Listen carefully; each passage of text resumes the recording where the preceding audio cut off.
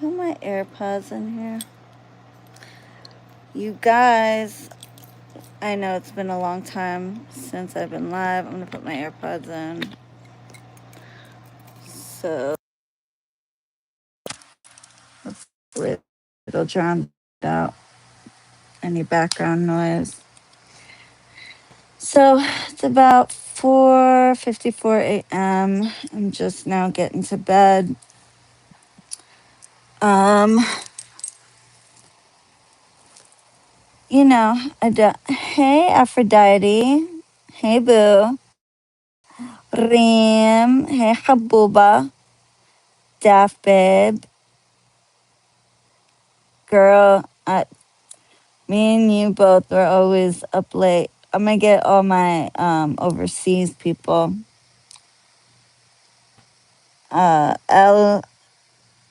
El Khazam. Hey, Boo. Serena. Good morning, or good. Well, for me, it's good night, because I'm just now going to bed. Ugh, but you guys. So it's so funny. So I guess let's talk about the tea, because I'm keeping foot on next. Well, let's talk about the Lionsgate portal. You guys have been absolutely inundating me with messages. Hey, Satunya, for the Lionsgate portal. I just posted a short on the Blue Moon ritual I did. Um, the Jinn, mother kus nafatak. Hold on, let me put my Wi-Fi on. Forgot to connect my Wi-Fi because there we go. Because nafatak. Anyway, I'll send you a package this weekend. Love you. So spill the shay. Oh, where do I begin? Well, first, yeah, let's talk about.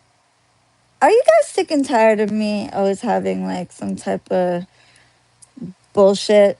Be honest. Be honest. Like, I don't know. Do I have on my forehead fuck with me? I'm just curious because like I'm the last person people should Pennywise people should fuck with, but somehow, some way, I attract fucking psychosis into my life. Will you sell the ritual? I already posted it, babe. I'm two steps ahead. I purposely have been posting them last minute to make them smaller, more intimate,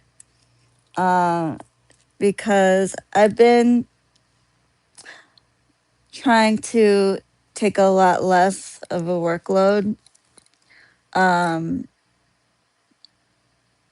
I'll get to that in a second, but yeah, I've gotten to the point in my life where uh, I'm almost at the age my mother was when she passed. And it's a weird feeling.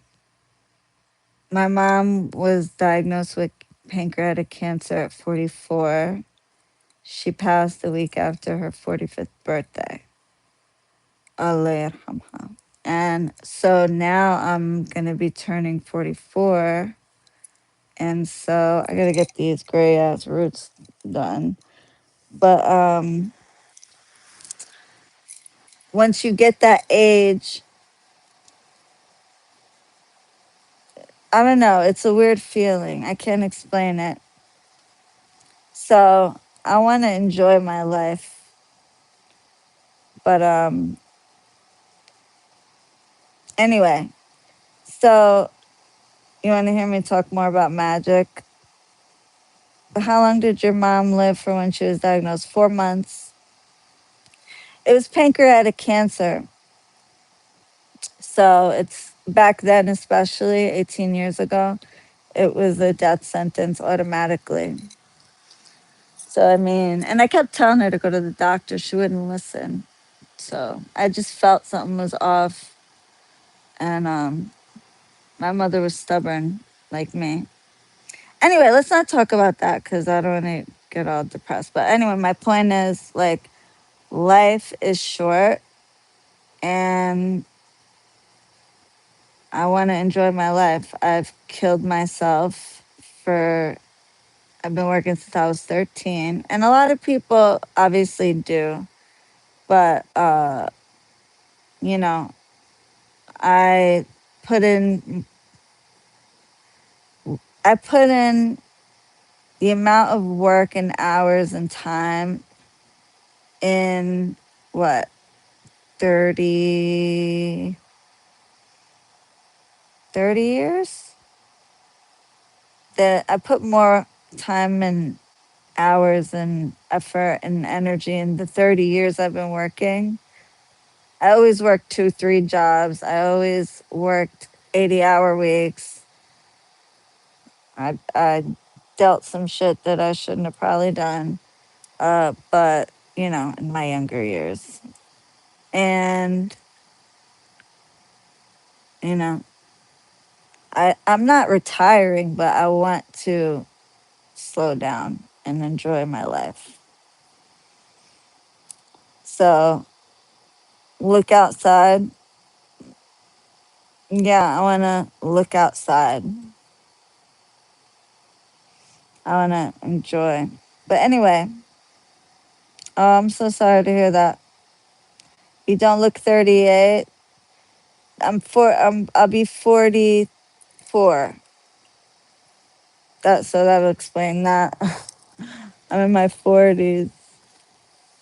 I don't know if I should take that as a compliment. I probably look older with these gray hairs, if that's what you mean. But thank you either way.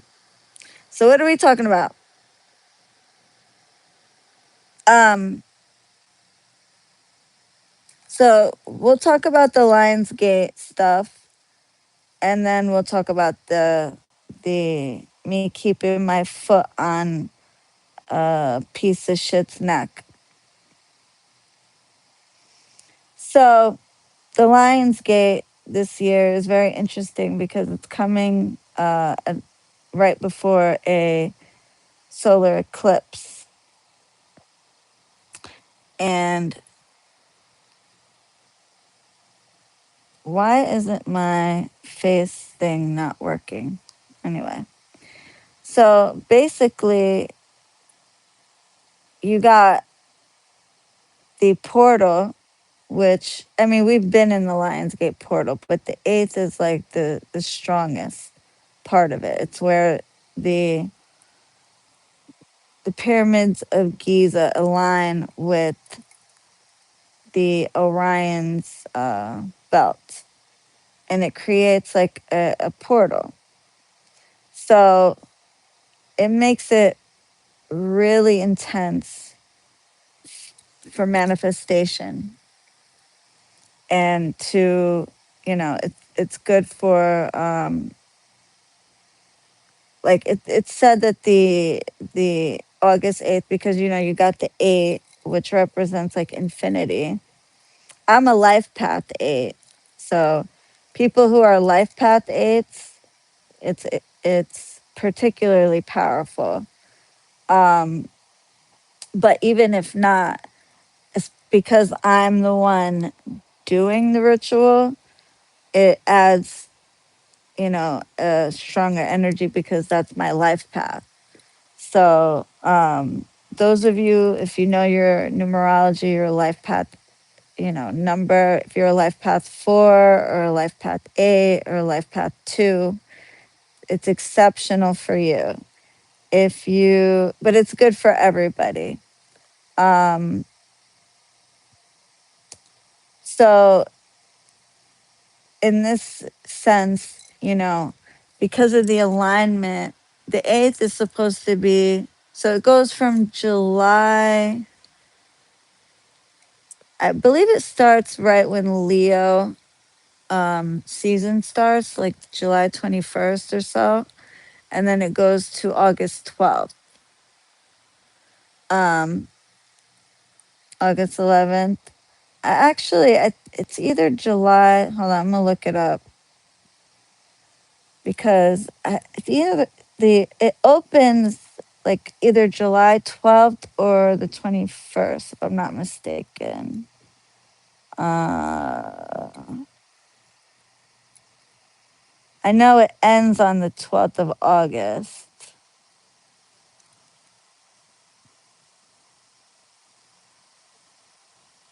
Um,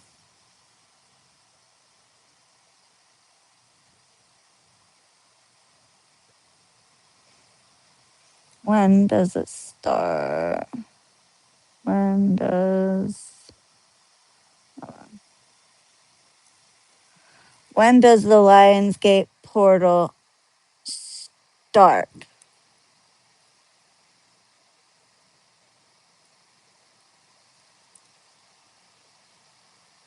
July 26th. So July 26th to August 12th is when it actually. So we pretty much just entered it.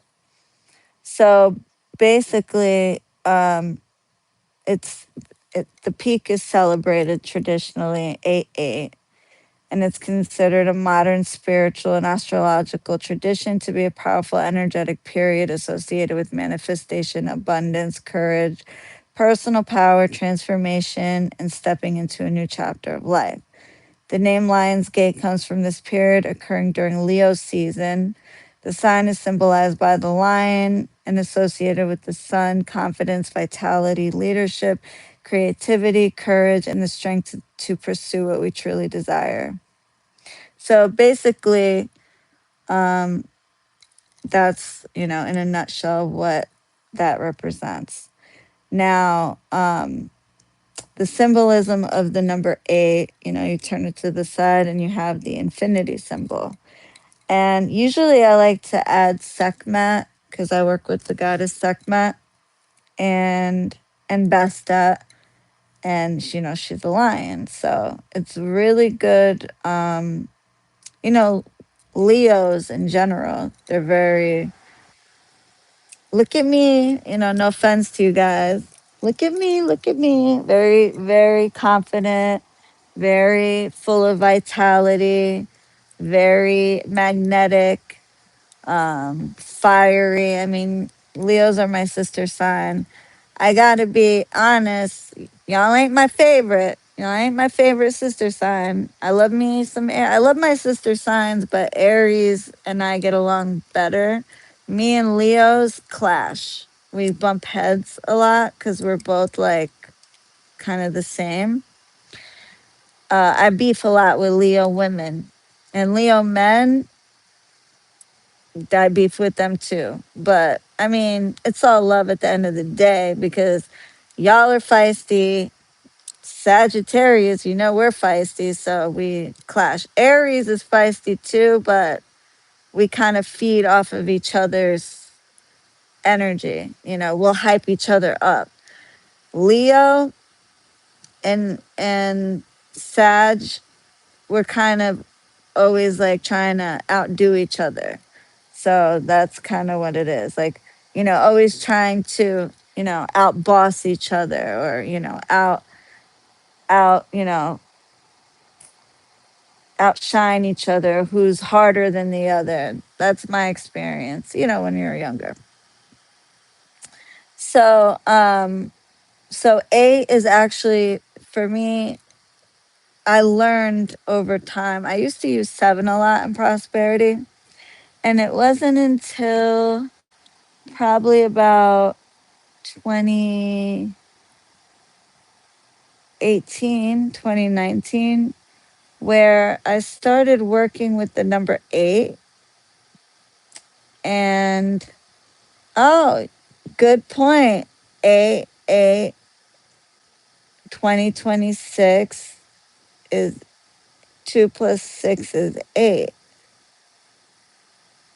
That makes perfect sense. So let's see, wait. We did 8 plus 8, that's 16, plus 2, that'd be 18, plus 2, that'd be 20, plus 6, that'd be 26. So if you did 6 minus 2, that would be 8. So that kind of would also add up to 8 that way as well. So, right? So because you got 8 plus 8, that's 16. 16 plus 2, that's 18, right? 18 plus 2 is 20. And then take the 0 out. And then you got the 2 and the 6. That's 8, right? Am I bugging? So that's a really good catch, Satunya. I didn't even think of that. So you got another 8. So that's very powerful. It literally also 8, 8, 8, 8, 20, 26 in and of itself adds up to 8. But with the 26, but if you even add up the whole thing, it adds up to 26. Unless I'm tripping, right? You guys add it up with me. 8 plus 8, 16 plus 2 is 18, plus 2 is 20. So take away the, well, 20 plus 6 is 26. And then that breaks down to 8. Yeah, perfect. Perfection. You guys like the video because it's late and early and it will get better. Good morning, Jeremy. Good morning, Rudy from Algeria. Habibti.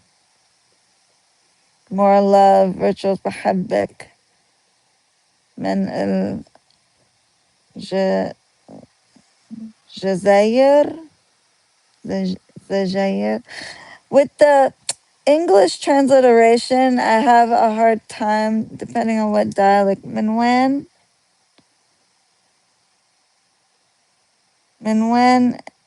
and Rudy? Algeria, that's why. I'm going, why am I having a hard time, Habibti? Because they have a much different dialect than we do. Because I speak Levantine Arabic, so من الجزائر. So I have a little, we speak very differently. When I flew through Egypt, right, going to Turkey, I had the hardest time. It was so embarrassing. So we had to stop in Egypt, and I was going through the security, and they were like, first of all, I found someone's phone on the plane, so I was looking for somebody to give the phone to, and I was having such a hard time because I'm going, and at the telephone على الطيارة, and they're talking. That means I found a phone on the airplane, and they're speaking to me, and I'm like not understanding a word they're saying, but they're looking at me crazy because I'm speaking to them in Arabic, and they're understanding me, but when they're responding to me, I'm not understanding them. So then after that debacle, we go through security, and she's trying to like pat my legs down, right? And she's going, reglek, reglek. And I'm going, reglek? I'm like, شو هاد reglek, شو reglek? And she's going, reglek, reglek. And I'm like, what the fuck is reglek? So she points to my legs. I'm like, oh, ijray, ijray, ijray. Like, مش شو هالرجلك احكي عربي زي الناس. And she I said talk Arabic like a human, and she's looking at me, she goes, تحكي عربي ولا لا? Like, do you speak Arabic or not? And that part I understood. I'm like, انت بتحكي عربي ولا لا? I said, you speak Arabic or no? And I said, and we're both going back and forth because they're not understanding. Like, how are you speaking to me, but you don't understand what I'm saying? Because a lot of Palestinians or people, Arabs from the Levant, they have sometimes difficulty, I've been told. But, they obviously, like my father and stuff, they get by just fine because, but not me. I'm used to, you know, my dialect or Arabi Fusha, which is, not the same dialect. So it was funny. Like it was pretty. They were getting so frustrated. I was getting frustrated because the North African dialects and the Levantine dialect is so different. High Antarctica, but it was pretty interesting. So Rudy, forgive me if بحبك أكتر. وين يا رودي؟ أهلا وسهلا فيك. Hi Rex. Anyway, so oh my god, I love you. I don't know how you leave my algorithms over the years. Good to see you. How are you? Hey venerated honey.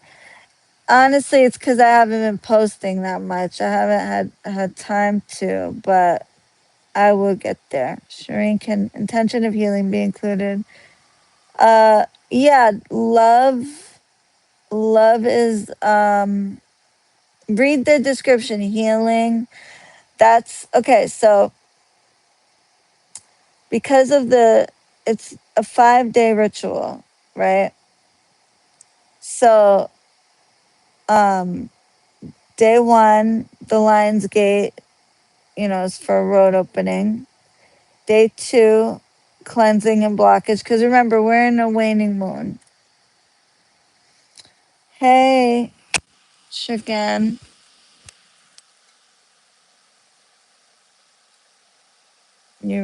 Take a step back from spell work. You really need it. Really, I need a step back from readings. The spell work ain't the problem. It's the readings that kill me. Um, but that's neither here nor there. They take way too long. So, hi, beautiful. Yes, I see. I see your message.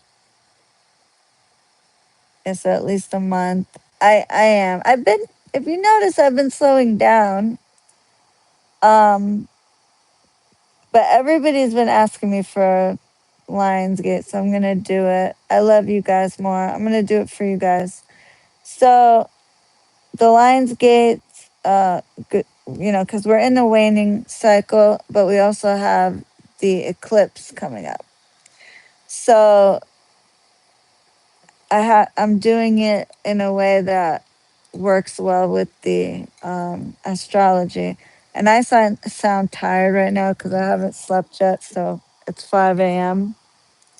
And I want to make this a quick live. I'm going to tell you guys the tea and then I'm going to get off here. But so day one, oh, and I posted a short on the last ritual I did. I've been spacing out posting them because Spirit has been giving me like signs with all the envious fucktards. One in particular that they don't want their evil eyes on my work.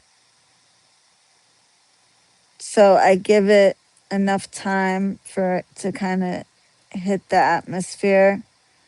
And before I put, and if you notice, I've been putting shorter and shorter, like I haven't been posting the full on videos. I've been posting shorts because I just feel like it's better that way, you know, because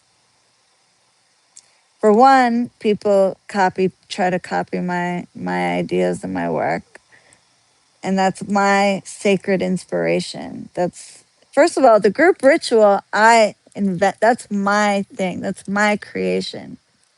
That's something that I did for years, and something I started for free. And how that started was I might as well take this out. I'm going to bed anyway. But I would do a ritual for myself, like on New Year's and things like that. It started with the New Year ritual. And then I thought, well, let me include my clients, and I would do it for free for them. And then people were like, all like getting in my ass, like, oh, can you make sure you add me and make sure you add me?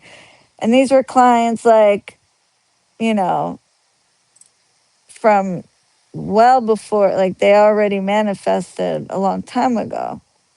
So, um, I felt bad, so I would add them. And then it got to the point where it was getting to be too much, and people were starting to like blow up my email and blow up my phone and blow up everything else. And meanwhile, I'm not even charging for it. That's one thing I can't stand. Like, don't don't be entitled when somebody is giving you something from the kindness of their heart for free. They're not charging you for it. Don't be an asshole and bombard them. Like, you know what I mean? It's rude. Like, if I'm doing something out of the kindness of my heart, don't hound me about it. Otherwise, that's a big turn off to me. It's like, I don't I don't know. I just think that's classless. Like, I would never. But anyway, so that's when I was like, okay, they kind of ruined it for everybody, because I was like, I'm not going to offer something for free only to have people like get entitled and get like nasty about it. So like, oh, can you make sure that just their attitude? I was like, are you fucking kidding me? I'm not even charging you for it. And people will do this too when I like, you know, send them something for free. Uh, like a few times people's packages, they gave me the wrong address, or they didn't change the address on their thing, and we'll send them some free shit, and it gets sent back, and they'll literally hound the fuck out of us, and we're sitting there having to repay for shipping and everything else. They don't even offer to pay for shipping. That's fine. I said I would do it, but if I say I'm going to do something, I'm going to do it. You don't have to fucking hound me. That pisses me off. But anyway, I'm getting off topic. But so people were getting like that. So then that's when I was like, okay, you guys want it so bad, you could pay for it. I'll offer it as a service. So that's how the group ritual was born in terms of being offered as a service. And so it was a free thing I did for my full set clients just as a gift. And then after time, people that were entitled kind of ruined that. So when I started doing that, all of a sudden the group rituals started popping up everywhere. And even one girl, I won't say her name, but she had on her Instagram the originator of the group ritual. That pissed me the fuck off. And she only was around from like 2020. Okay. And I've been doing group rituals since 2017, 2018. 2017 for free, like when I first started. And 2018 is when I started offering them as a paid service. But I've been doing them for clients for 8 years, since 2018. And I dare anybody to find anybody who was doing them before that. I posted it on my website. I haven't posted the advertisement yet, but it's on the website, ready to go. I'm gonna post it on Instagram when I get off here. But I wanted to give you guys like the first dibs, because I always give Instagram the first dibs. So I thought I'd give my YouTube people the first dibs. And I purposely posted it last minute because I wanted to make it more intimate. Since my son was born, I remember I've been following his 9. Mashallah. I, Allah Khalilikiya. That means may God, and of course, and the spirits keep him for you and keep him protected.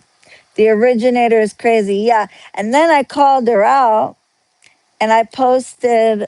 Back then I didn't even know how, like, I'm not the most technical. So like I didn't even know how to screen record. So like I took one phone and I recorded it from the other and posted, like, it's still on there if you scroll back on my Instagram, like the St. Patrick's Day ritual. It was like one of the first ones that I could find on my YouTube channel, but it was from 2018. I wasn't even trying to look for the first one. I was just looking for one before she even existed, which was 2018. That was far enough, but I know I had some even further back, but yeah. And then she changed it on her bio. She took it off because she knew I was talking about her. But like, bitch, don't, I'm the originator of the group ritual. I am. So I wish anybody would dare try to say that I'm not. Nobody did them before me. Anyway, so probably made you want to fight. Girl, I did want to fight. But I took it as maybe it was an honest mistake. Maybe I like to give people the benefit of the doubt. I just dropped my AirPod. The AirPod fell on the floor. Hold on one sec. Yeah, I got it. I hate when I drop the case and then it falls out. Um, Justin's mopping the floor at 5 a.m. He's such an OCD. But I mean, I don't mind that shit. The house stays clean, how a spiritual worker's house is supposed to be. Speaking of, so let's talk about the tea. Speaking of filthy spiritual workers, where is my mind? I don't think they could. Hold on, I'll take this.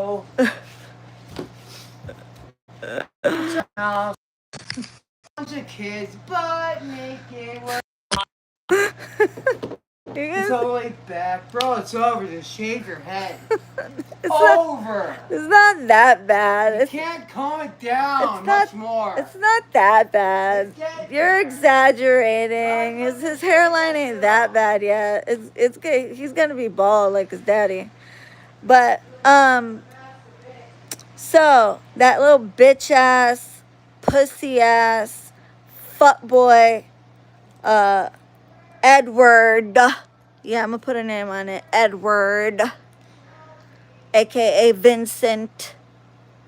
You fucking scamming ass fucking fraud. Yeah, and you're too pussy to throw a name on that bitch because you tried it. You tried it. You didn't say my name, but I'm saying yours.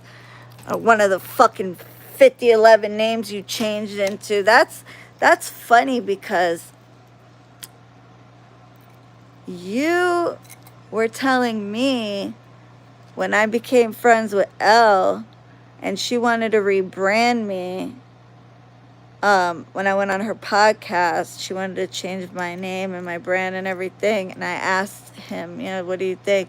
And he's like, oh, no, you shouldn't because, it doesn't look, it'll look like you're trying to hide something because, when people tried to fucking comfort me and smear me and shit back in 2024, and he's like, it'll look like you're trying to run from that. I'm like, never.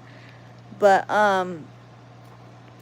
So I never even, I have the trademark on my name. I ain't changed my fucking name. But I was just like, oh, like thinking about like the rebrand idea. Anyway, it was just something she brought up and I was thinking about it.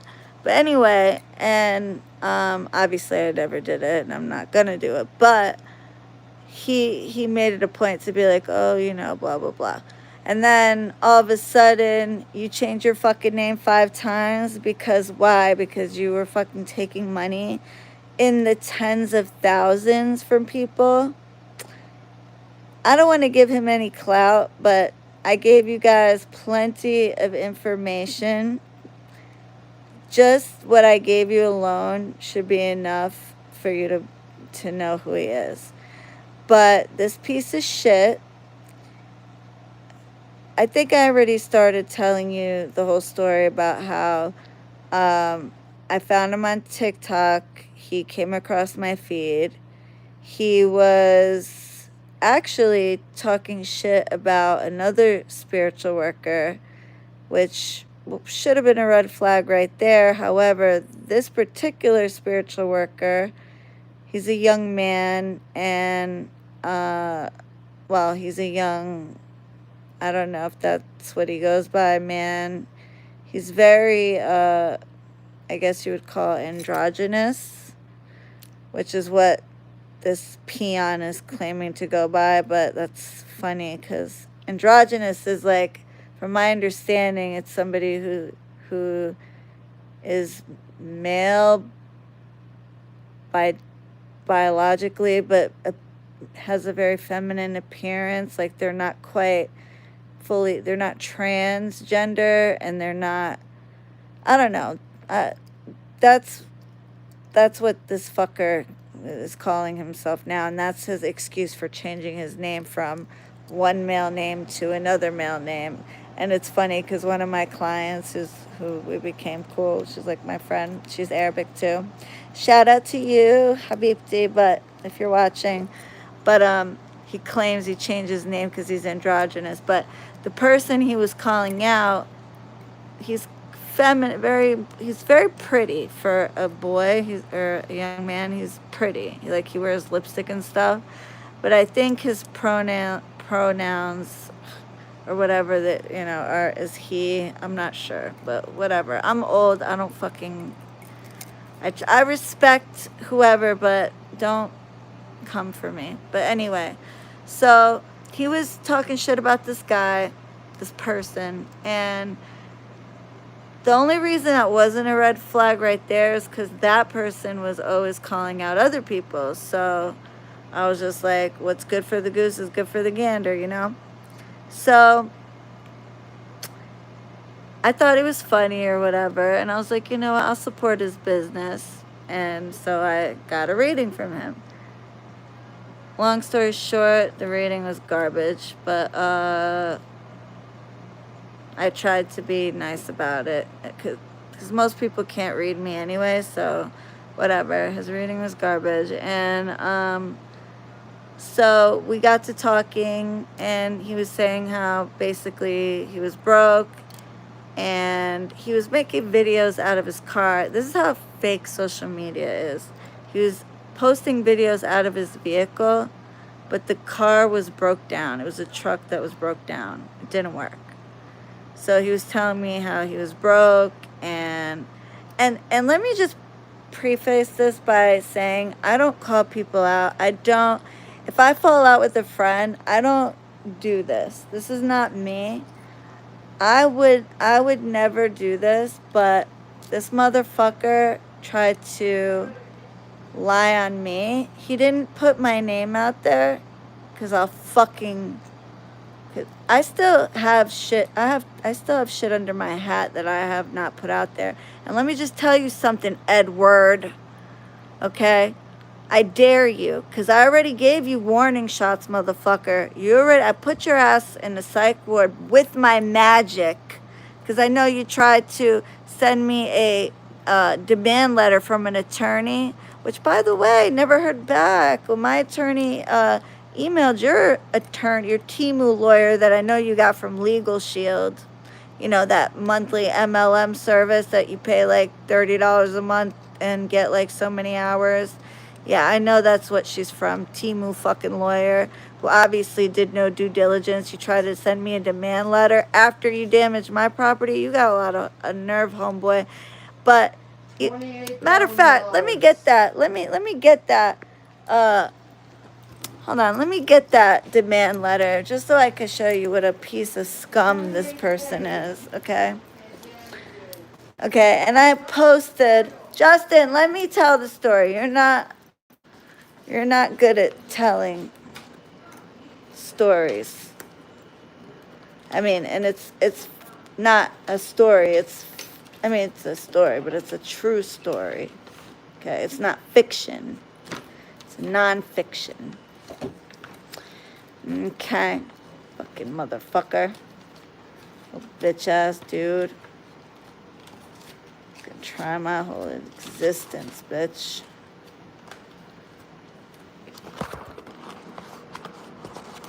Sitting there fucking thinking you're entitled to fucking demand money from me, bitch. Yeah, me fucked all the way up. So, the audacity. So, I meet this guy, tells me that, his whole life story. I basically tell him, how I was being harassed by these people and online. This was in 2024. And, they came for me because I wouldn't help them from, protect them from another witch because they were doing some fucking fuck shit and some private group chat on Reddit, and they were basically what seemed to be they were trying to cause a witch war between what it seemed like they were trying to cause a witch war between her and I, because in one group chat they were bashing me and like praising her, and then in the other group chat they were praising her and bashing me. Like, how old are these people? And then when one person was like, life. You're like old Can as I fuck. can I speak? I'm sorry. When one person was like, "Did you work with Arabian Conjure?" None of them could show receipts that they work with me. They all started accusing this person of being me. And same thing for the other lady. They were like, "Did you ever work with a so and so?" And they're like, they would be like, "Oh, you are so and so." So it was like a whole thing.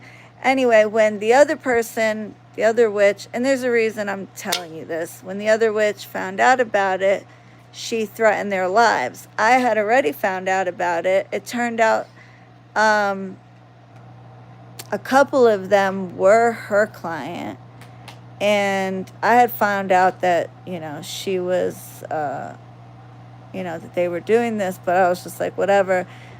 She had contacted me, told me, I guess she wanted to feel out if I really was behind it. Yeah, I think they and started it. Yeah. and we spoke and came to the conclusion they were trying to start problems between us for whatever reason, entertainment or what. So when this witch started threatening these people, they came to me. They kept running to me for help. Please help me. She's threatening to do this. She's threatening to do that. And I simply just ignored them. Yeah, they were bashing me in a group chat first, and then when I refused to help them with the protecting them from the other witch that they were bashing, I wasn't even rude. I just simply didn't answer. And then they saw that we were suddenly following each other, and they saw that she had commented under one of my posts on Instagram. They thought, like, I don't know, that I took her side, or yeah, that's why I don't fuck around in groups like that. They're really sick people, especially on Reddit. Like, to be honest, people are fucking not everybody, obviously, there's some nice people, but they're kind of psychotic. Like, I would rather have a thread on Lipstick Alley a million times and they say Lipstick Alley is toxic. Lipstick Alley is the people are a million times better than on Reddit. I mean, every one of those forums have toxicity, but Reddit is like another animal. But anyway, so I wasn't even rude about it. I just didn't answer them, and they saw we followed each other, and she made a comment on one of my posts, and then they went ballistic, and they started bashing the fuck out of me. And one girl that was in the group like called them out in this group and was like, watch out for this group chat. They're going to add you as soon as you join the subreddit, and they're going to, start bashing Arabian Conjure and, this other person. I don't want to mention her name in case she doesn't want to be mentioned, but,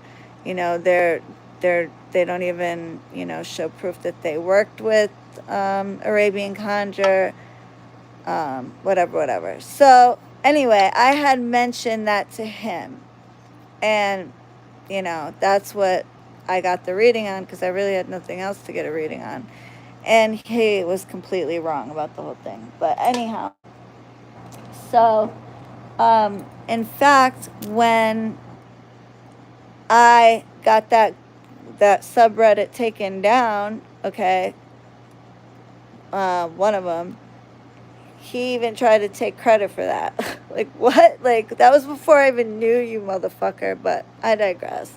So, we get to know each other. He tells me that he's in this abusive household, and that I've told you guys this story on another live. So, watch the live that talks about no good deed goes unpunished, and that'll get you caught up to how this all started. Because I don't want to go through the whole story again, because I already told this story. So, no good deed goes unpunished pretty much tells you all the things. And then, you guys, can somebody click out of there? Actually, I have my other phone. There's 2 lives where I basically tell you what happened and the story. So it'll catch you up, so I don't have to like retell all of that. Hold on, I'll give it to you in a second. It's always good to have 2 phones.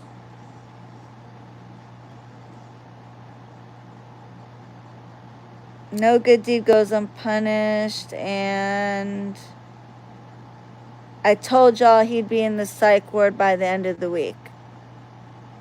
So watch those 2, and it'll explain how we got here. Okay, but basically, he said he needed a place to stay, and I was set in the process of, I own multiple properties. Well, I own 3. This one in South Carolina, and one in West Haven. So it's not like I'm a fucking real estate mogul or something. I, have a couple of investments, but I've lived in each one of those houses. So I wouldn't rent something to somebody that I wouldn't live in. I lived in both those houses. So anyway, and I put a lot of love and I'm an excellent landlord, okay? I've never had any complaints ever, okay? I had a tenant ask me to replace a water filter in the refrigerator. You know the refrigerators that have water and ice maker? They actually called me to replace that. I mean, that's so like I mean, nobody calls their landlord for that, and most landlords would be like, no, I'm not, go buy your own water filter. But I did it just because it's like a $10 thing. Like, I'm not gonna, whatever. So, anyway, I mean, I could have given them a refrigerator with no water or ice maker and problem solved, but I'm not gonna do that. Anyway, so I'm a very good landlord. And my tenants don't have to wait. If something needs fixed, they get it within the next day or that day. As fast as I can get somebody out there to do it, it's done. no questions asked. So he said he was in an abusive situation with his parents. That turned out to be a lie. And he moved out without any plan. And the Airbnb was not extending him. And oh, surprise, surprise, it's hard to find a place to rent in the Northeast and really anywhere. There's a housing crisis right now. Why? Because of motherfuckers like this. Who are shitty, and people don't want to deal with the shit that comes with people like this.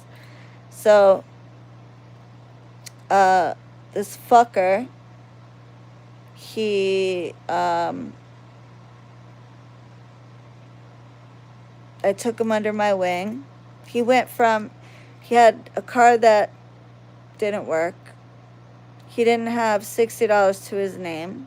How do I know? Because I booked that reading, paid for it, was $60, and he was able to do it that day, and he was so thankful because he told me himself he was broke.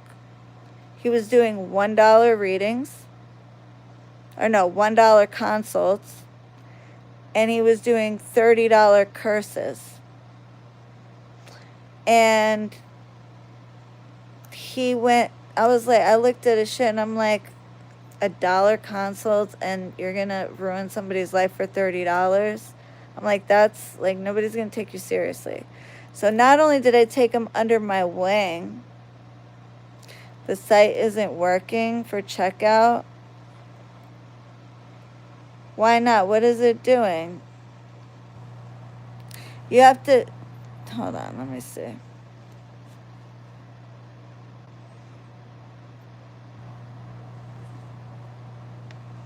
What's it doing when you try to check out?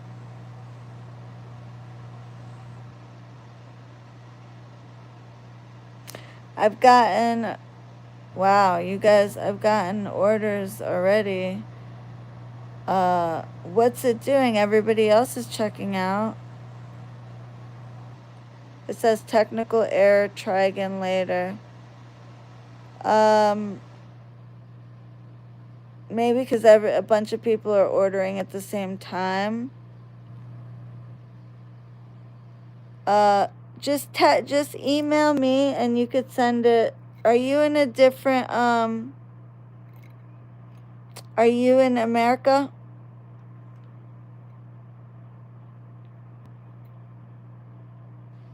I bought one myself. You want one for someone else? So it worked. Okay, maybe, and it won't let you go in twice. Maybe, just give it a few minutes. If not, Habibti, just, email me, on the website contacts. Hold on. If it doesn't, just give it a few minutes because a lot of people are ordering literally right now as we speak. So, wow, you guys, I love you guys. Wow. You guys already took up 9 spots, mashallah, in just a few minutes. Wow. You guys are amazing. I love you. So listen, all you do is send me an email and just send it through PayPal, and I'll add another one. But give it a few. If not, send it that way. No, it'll be fine, Habibti. Just send it. If wait a few minutes, and if it doesn't go through, just I will hold the spot for you, no matter what, and you can I'll just add it to your order form manually. Just email me the information, and give me your initials.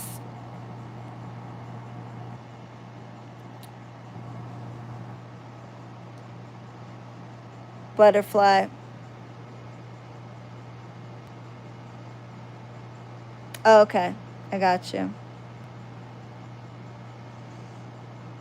I'm gonna message you on my website. and then just send me your petition. I'm gonna say hi, and then respond with your petition and the name and date of birth, the information.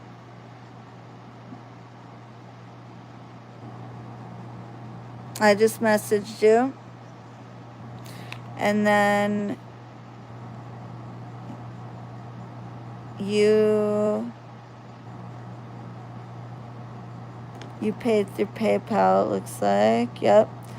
And then I'll add it. It's no problem. Did you get it? Why is it not working for you either, Yanis? I just got an order. Aw, Nate. You're making me blush. Check your email. Yeah, Rose just placed her order. Check your email. It'll come in through your email. You just created a profile.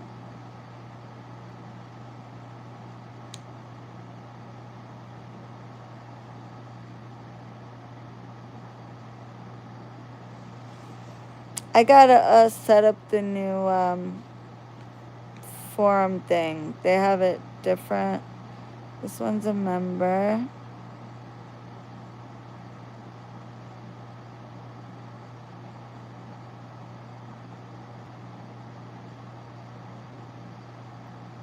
I don't see a request for you guys to become a.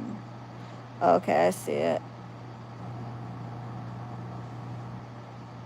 Invite to app. It says you're already a member.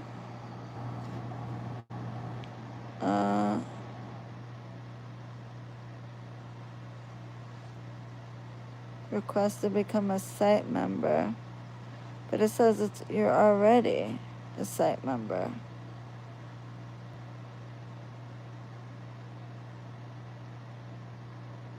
That's weird.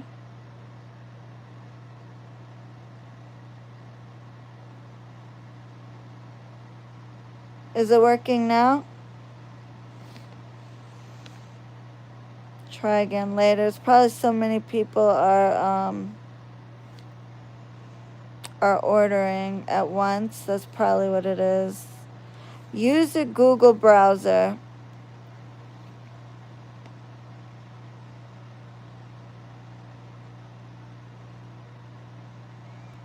Hold on, let me try.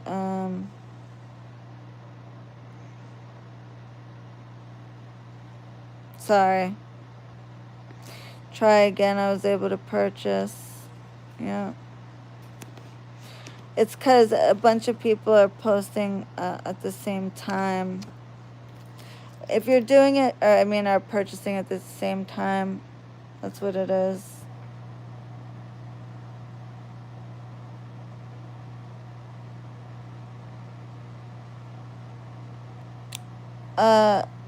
Jay's, where's the butterfly? Okay, you just created a profile.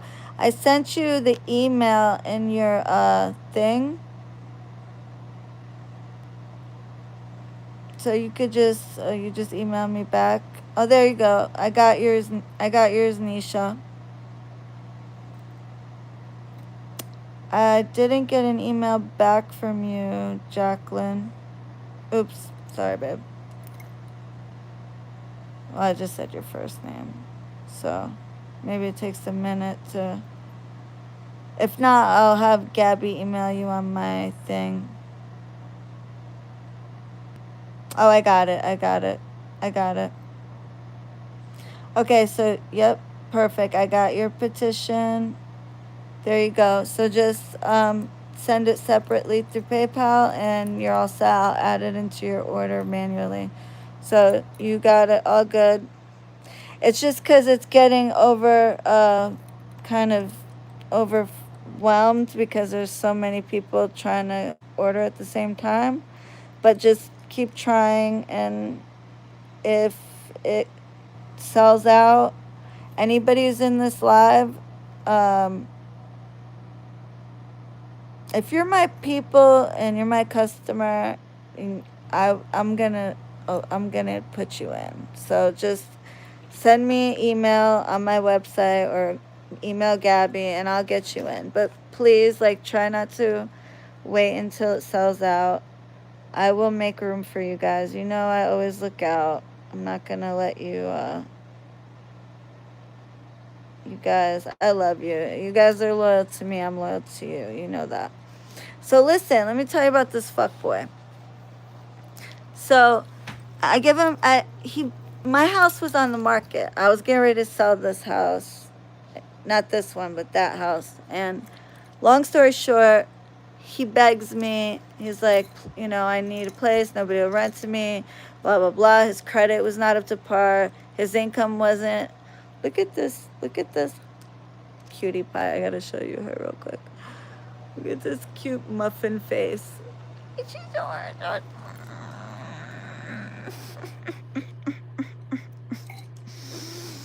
my Muffy. She's so comfortable. Anyway, what is it? May I place the order and send funds later in the morning? Uh, yeah, you could do it. Yes, you can. But please make sure I'll hold it open till I wake up in the morning, which will be in a few. It'll be in a few hours. So please make sure that it's paid, because I'm gonna put a hold on the website will automatically cancel it otherwise. So I'll put it on a. You said it's 4 a.m. there, so I'll give you 8 hours. And you know, just please make sure that it's paid or it'll cancel. And I see your name, so I know who you are. So I know exactly who you are. So you always pay when you say you will. You're welcome, Habibti. So anyway, so this fucktard, basically, I bend over backwards and tell him, okay, now my other tenants, they wanted to renew the lease and I was going to sell it, so I didn't. And then I felt so bad because they wanted to renew the lease, but at that point they had already found another place. So I was like, okay, no harm, no foul. Well, this fucker, exactly on the 1st, his Airbnb expired. And the people that were moving out weren't ready yet. So I paid for a hotel night. I didn't have to do that. I paid for him to stay at a hotel for a night because I felt bad, so that they can move their stuff out and clean it and everything. So on the 2nd, he comes and the fucker takes pictures of all of their stuff outside on the lawn, takes pictures of like the house while they're moving out, which everybody who, when they move out, it's going to be a mess, right? And I told him, like, they're still moving. I'm like, you can either stay another night at the hotel, but I'm not paying for that. I already paid for one night. I didn't have to. Or you can let them move out. They can clean a room for you, and you could put your stuff in the room and just let them get the house ready. So that's what he did. They were done. These are contractors, okay? And not for nothing, it was 4 families living in that house. Okay, they're from Mexico. And you know, Mexicans do shit fast and perfect. Like, Mexican contractors do things quick. The house, they were living in it for a while, so it obviously needed to be put back in order. But they wanted that deposit back, so they made it perfect again. Literally perfect, okay? I even, with every tenant, I let them pick the paint color. I want them to make it home for them. So they're allowed to, if they don't want just a plain paint color, I'll let them pick a paint color. just as long as they are willing to paint it back to a neutral color for, for the next person. And they wanted pink walls. The wife wanted pink walls. So I let them have pink walls. I let Ed pick the paint color for when he moved in. And so they painted it platinum. This like platinum gray color. And they painted, new light fixtures. They did everything. And even stuff that I paid for them to do, like the new light fixtures, because that wasn't their responsibility. Clean up the yard and fix the fence and all types of stuff that needed to be done. I have the invoices, everything. They got their deposit back, and all of that. And for the record, these tenants were willing. They made a statement, a video statement, saying what a great landlord I was. Anyway, just waiting for your PayPal info. The PayPal info is arabianconjure@gmail.com. That's my PayPal. So just put arabianconjure@paypal.com. And if you go to here, I'll just send it to you. So anyway, they made the house pristine. I had this motherfucker sign a lease and an inspection report. So I have 2 signed copies of the lease. One before the house was perfectly redone, and the other one when he officially moved in, which was October 3rd. And he signed it like it was a week after that, when they were going back and forth for about a week, painting and fixing things and fixing the yard and stuff like that. So I had him sign basically a second lease with the inspection report saying that there was no other repairs that needed to be fixed, and if any other repairs need to be done later on, that's to let me know. And that's it. We both signed. There was no other repairs that needed to be done. So anyway, he paid the rent on time. I'll give him that. But the motherfucker ran around naked at one point in time. Like, he lived there this was May of 2025. He moved in October 2024. May 2025, the fucker was running around naked, covered in red paint, and chanting some weird shit, okay? Up and down the road. I had his back, all of that. Anyway, long story short, out of nowhere, well, it wasn't really out of nowhere. He said sometime in March of 2025.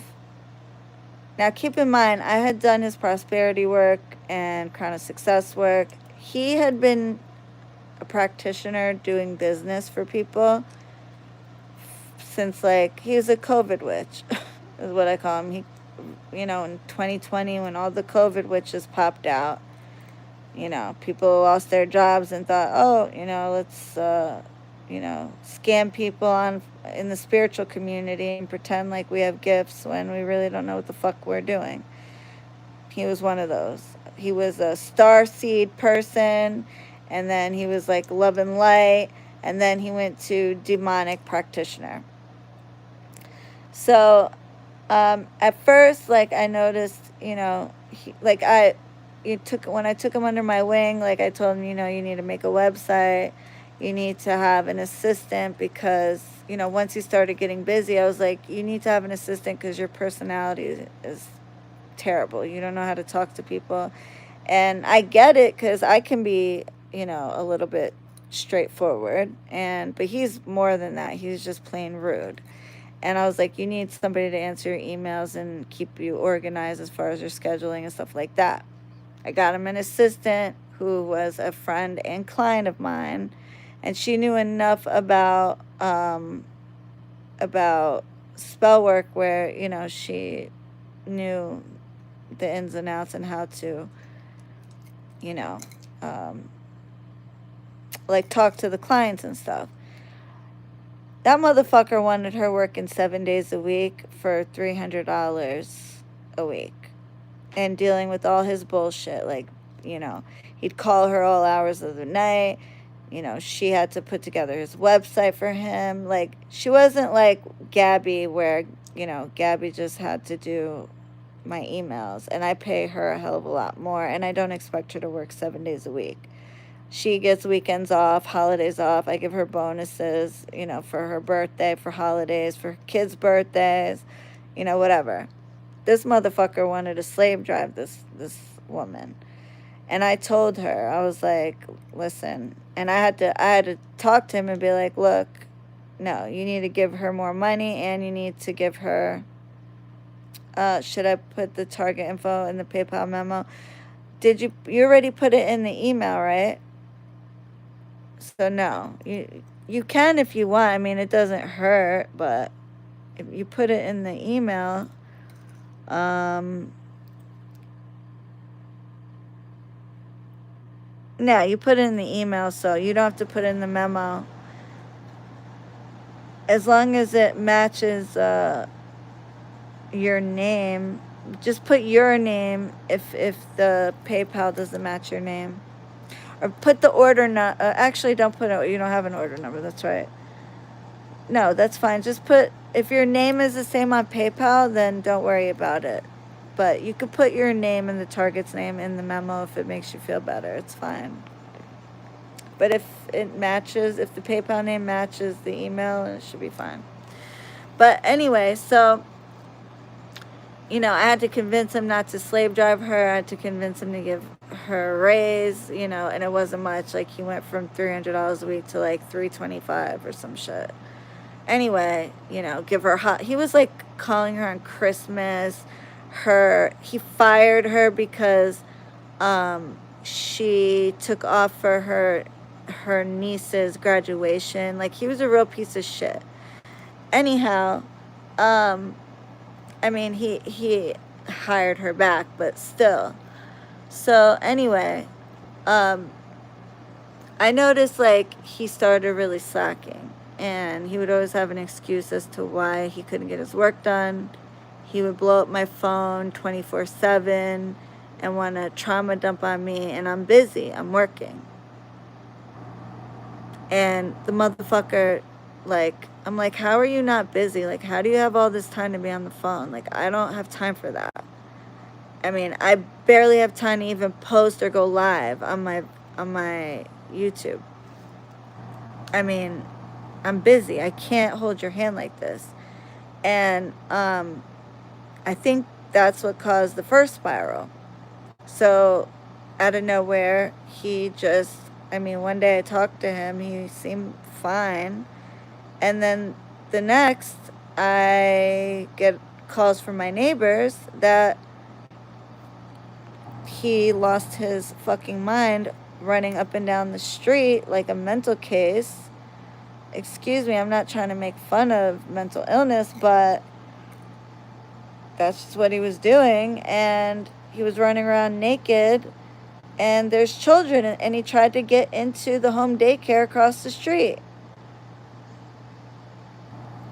And he got caught on several Ring cameras. And the neighbors shared it with other neighbors to warn them that there was a naked man with his penis out running around covered in red paint, and to keep their kids inside.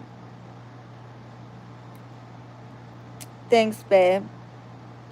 So I'm going to play you. I'm not going to show obviously his nude, you know, body, but I'm just going to play you like what he was chanting so you can hear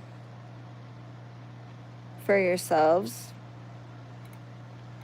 because he has some audacity. Okay, I wasn't gonna put his shit out there, but the fucker was sitting there posting subs as soon as he got out of the psych ward the second time. Okay, Oh, it was nothing like that. It was just, it was literally like, it made no sense. It was nothing. It was nothing. He has no power, okay? He has no power. The demons were feeding off him. And it's funny because, like, I had his back when he ran around naked the first time. I made excuses for him. I told the people that they need to have more compassion, all of that. And and then he lied to me, told me that he never knew he had all these mental illnesses, and which I wouldn't have judged him for it, but and I can't discriminate renting a house to somebody for mental illness, but I was selling my property. I probably would not have stopped the sale on my property to rent it to him if I would have known that he was capable and he has done this before in his parents' house multiple times, ran around nude in the neighborhood. I can't have that in a neighborhood that's, I mean, I'm telling you, like, during Halloween, the streets were filled with children because it was all kids in the neighborhood. I mean, I love that neighborhood. It was all families. Like, it was very family oriented, family friendly neighborhood. So, anyway, so he completely, like, left out pretty big, to me, pretty big details. Anyhow, so he went to the psych ward for like a month, and he came out. He was very highly medicated. They had him on very strong shit. He was like, "Hi, Shireen.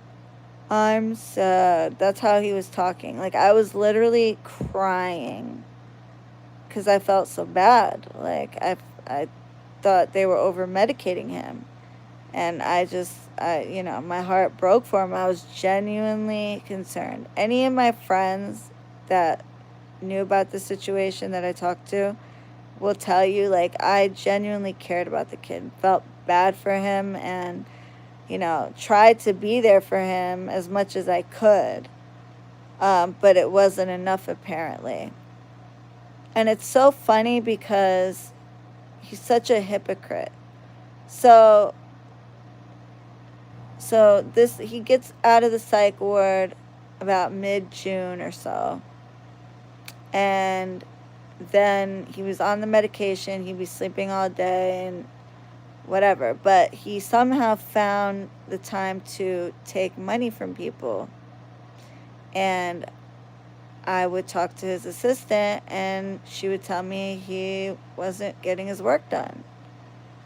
And he wasn't doing his readings, wasn't doing his consults, or, he would, and he was charging like $300 for like a 15-minute consult. And when he said 15 minutes, he 15 minutes, like, he was ending that call. Like, he was not, he would tell me that I'm, like, basically stupid for letting people take advantage of me, and that I needed to draw better boundaries, which is true, I do, because it's not fair to other people who have to wait and stuff like that. But, he would basically tell me, like, oh, you shouldn't, you should, when you say 10 minutes, it needs to be 10 minutes. And then when I told him what I charged for an hour reading, he was like, "Oh my God, that's like crazy. You should be charging like $500, $600." And I'm like,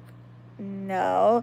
And this is someone who went from charging $1 consultation to now charging $500 for a half hour reading, or $300 for 15 minutes, and just crazy, crazy stuff. Uh, uh, $1,200 for expedite fees. It would change, $1,000 expedite fees. He charged one woman $30,000. I mean, I have receipts for all of this. How do you go from charging for $30, like, literally, like, months before, $30 for curse work, and then to charging tens of thousands of dollars. I mean, people were taking loans out to pay this guy. And why, I don't know. And I think it's because, for one, he, went to pick up the rent and he was doing a curse and he was like, "Oh, you want to curse with me?" And I'm like, "Sure." And so I was like, you know, doing the curse on the clay doll, and I'm like stabbing it and stuff, and I'm not knowing that he's like taping me, and I'm speaking Arabic, and then I hear him say, "Oh, me and Shireen are hexing somebody together," like that, and he posted me on his channel, and so I guess he kind of like used me for the trust factor. Even though when we got into it, he's like, "I would never associate my brand with yours." Bitch, you'd be so lucky to associate your brand with mine. Shit. That's probably the only reason why people trusted you, was because of me. Okay? I've been through smear campaigns. I've been through people fucking lying on me online. And guess what? I still got the same name. I still fucking am booked and busy. Why is that? Because I am trustworthy. Because I've been doing this for a long time. And because I do give a shit. Okay? I don't want to associate my brand with yours. Okay? Edward, Vincent, whatever the fuck you're going by. You're changing your name because you're androgynous. Which is like a gender identity, and how my friend so eloquently put it, you change your name from one male sounding name to another male sounding name because you're androgynous. That doesn't make no fucking sense. No, you're changing your name because you fucking ruined the Edward Majestic name. But anyway, oops, did I say the name you went by? Anyway, so his assistant was telling me like she's getting blown up by his clients, and they're waiting like 8 months for thousands of dollars worth of work, and expedite. They paid to expedite, and expedite is supposed to be done within 2 weeks, and 8 months later, 9 months later, 10 months later, they don't have their work yet. So I tried to, mind you, keep in mind, I, would be on FaceTime with him when he went to doctors because I thought they were over medicating him and stuff, and try to advocate for him. Then all of a sudden it was his knee. His knee was bothering him, and that's why he couldn't do work. And I'm like, what the fuck? Hey Josh, hey Habibi. His knee was bothering him, and that's why he couldn't do his spell work. What the fuck does your knee have to do with spell work? Oh, because it's all for show, to make content, because you can't show yourself throwing yourself like a fucking like a mongrel all over the place. And he don't do that in real life. Okay, he don't even do his work. Okay, and when he did do work, when he did in the beginning, he would literally like do it while he's on FaceTime. And I'd be like, "Do you want me to like let you go?" And he'd be like, "No, it's okay. Hey, speak a few words on this person." Yeah, because you're trying to use my energy for your shit. But like, he wasn't focusing or nothing. He'd be on the staircase like half-assed doing his shit, but on his videos he'd be like jumping around and stabbing shit, and it was all fucking performative. Anyway, so I tried to talk to him like a friend. I'm not a yes man, and I told him, I'm like, your knee shouldn't stop you from doing the work. I'm like, if you need a break, just say that.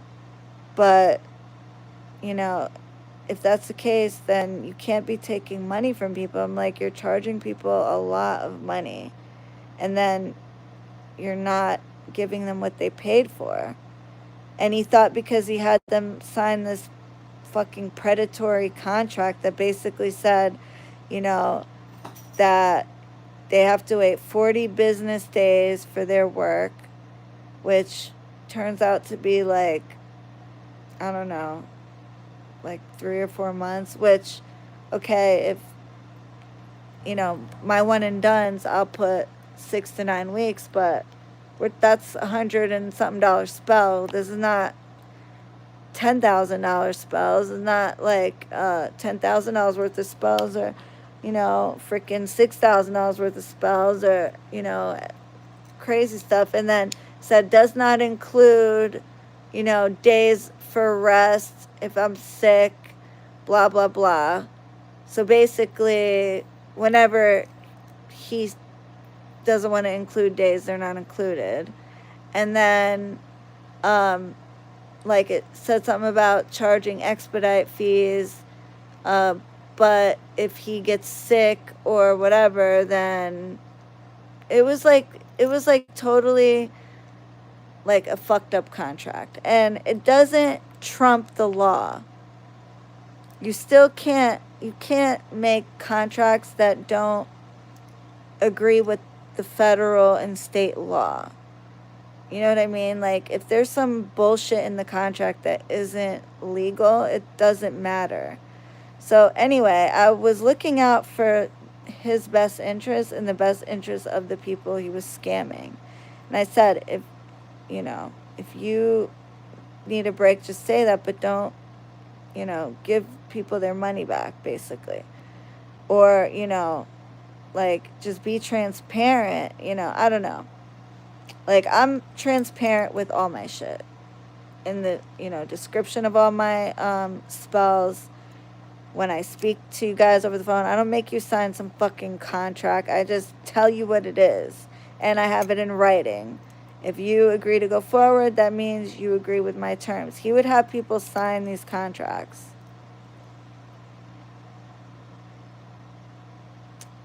Yeah, I do remember you. I always have something good happen when I watch you on YouTube. People say that when they talk to me too over the phone, or they email me. Mashallah. So, oh my God, the payment went to your business email, PayPal. That's okay. Does it say Arabian Conjure? Hold on. That's the one I gave you, babe.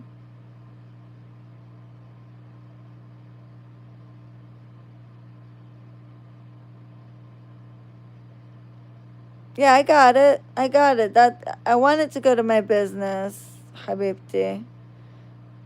I want it to go to my business. I don't have any other email, babe. I just have 2 emails connected to the same PayPal. So it's the same PayPal. I did change my name once. It was Arabic Witch for like literally a month back in 2017.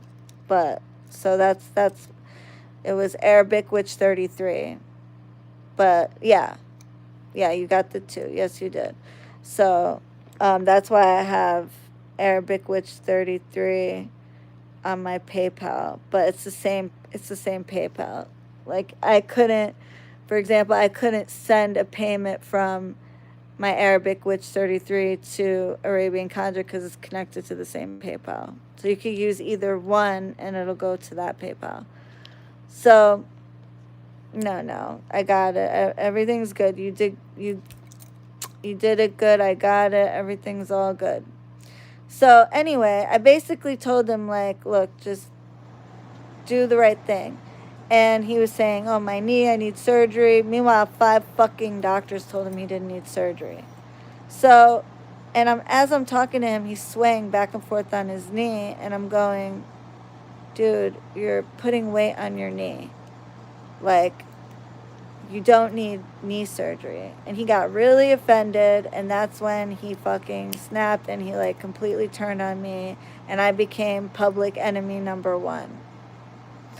And it didn't happen right away. It was, like, gradual. So, like, he sent me a message the next day, and he woke me up. He hit that notify anyway button. And let me tell you, that's a fucking pet peeve of mine. If my shit says do not disturb and you hit that do not that notify anyway button and wake me up out of my fucking sleep at some stupid hour, I'm going to flip. I will flip. Like, that to me is so rude. Don't ever do that. Unless somebody, God forbid, died, or like there's a major emergency, and I'm not talking about a fight with your boyfriend or he blocked you or some stupid ass shit like that. I'm talking about a real emergency. Don't ever hit that notify anyway button if I have my shit on do not disturb, because I could be in an important meeting. And especially if it's 5 o'clock in the morning, I'm sleeping or whatever, I'm working. Don't hit that fucking button. Anyway, so he hits that button and says, like, I made him feel like he disappeared and blah blah blah, and all this shit, this crybaby shit, and oh, you know, doctors don't take me seriously, and when I come to you for support, and I don't need you making me feel invalidated and blah blah blah. Basically, wah wah wah. You aren't a yes man, and you don't agree with everything that I'm doing, and wah wah wah. So I flipped the fuck out, and I'm like, you have a lot of audacity, considering, mind you, my dog was sick at this time, and he's still going, alhamdulillah. He's, but he is on borrowed time. Obviously, he's 16 years old. Okay, 16 this month actually. His birthday is on the 10th. Well, that's the day I adopted him. Actually, no, I adopted him on the 15th. Okay, so the 10th was my recovery date. So I adopted him on August 15th. So he'll be 16 in a few days. And, you know, I was going through stuff with that. And you never even ask about me. You never even ask how I'm doing. You never even give a fuck about me at all. And all you do is, want me to be your therapist. And I've told you to get fucking therapy many times, and you don't want therapy. All you want is for doctors to give you drugs. And you beg Justin to get you a doctor, the same doctor that he goes to for his ADHD, so you can get on ADHD medication, and you just want drugs. You're a drug seeker. Anyway, and I saw right through that shit. That's why your knee and all this other stuff, whatever. So, um, he didn't turn on me right away. I flipped my shit on him. Oh, because he said I took credit for all his success, and he was talking shit about me to ChatGPT, and then he sent me, like an idiot, the fucking transcription of all the shit he was saying to ChatGPT. He accidentally sent it to me. And there's no coincidences. The spirits made sure that he sent that to me so I could see how he really felt. And it was all him saying, oh, she takes credit for my success. Her and her spirit, she always gives her spirits credit for my success, and blah, blah, blah, and all this other stuff. And motherfucker, we had an agreement that if I'm going to do work for your prosperity and crown of success, that I'm going to do it so that there's no confusion. And you agreed, and you also agreed that you weren't going to do any work for your prosperity and crown of success to prevent that confusion. Because my jinn and my spirits want my people to know, whoever I do work for, to know that they did that. Not your demons, not your ancestors, not your spirits, none of that shit. My spirits. And you agreed to that. So why the fuck are you bitching at ChatGPT? So then he tries to say he sent that to me on purpose. I said, no, you meant to send me the nice version that you were trying to get ChatGPT to make for you. But you sent me the real shit, what you really had to say. So we got into a big kind of argument about that. And he was backpedaling and he's like, hear me out. Like, why are you getting so mad? Like, I wanted to fight him. Like, I literally wanted to fight him. And he's like, friends fight, blah, blah, blah. And I'm like, you know what, you're right. I just need my space. Did he give me space? No.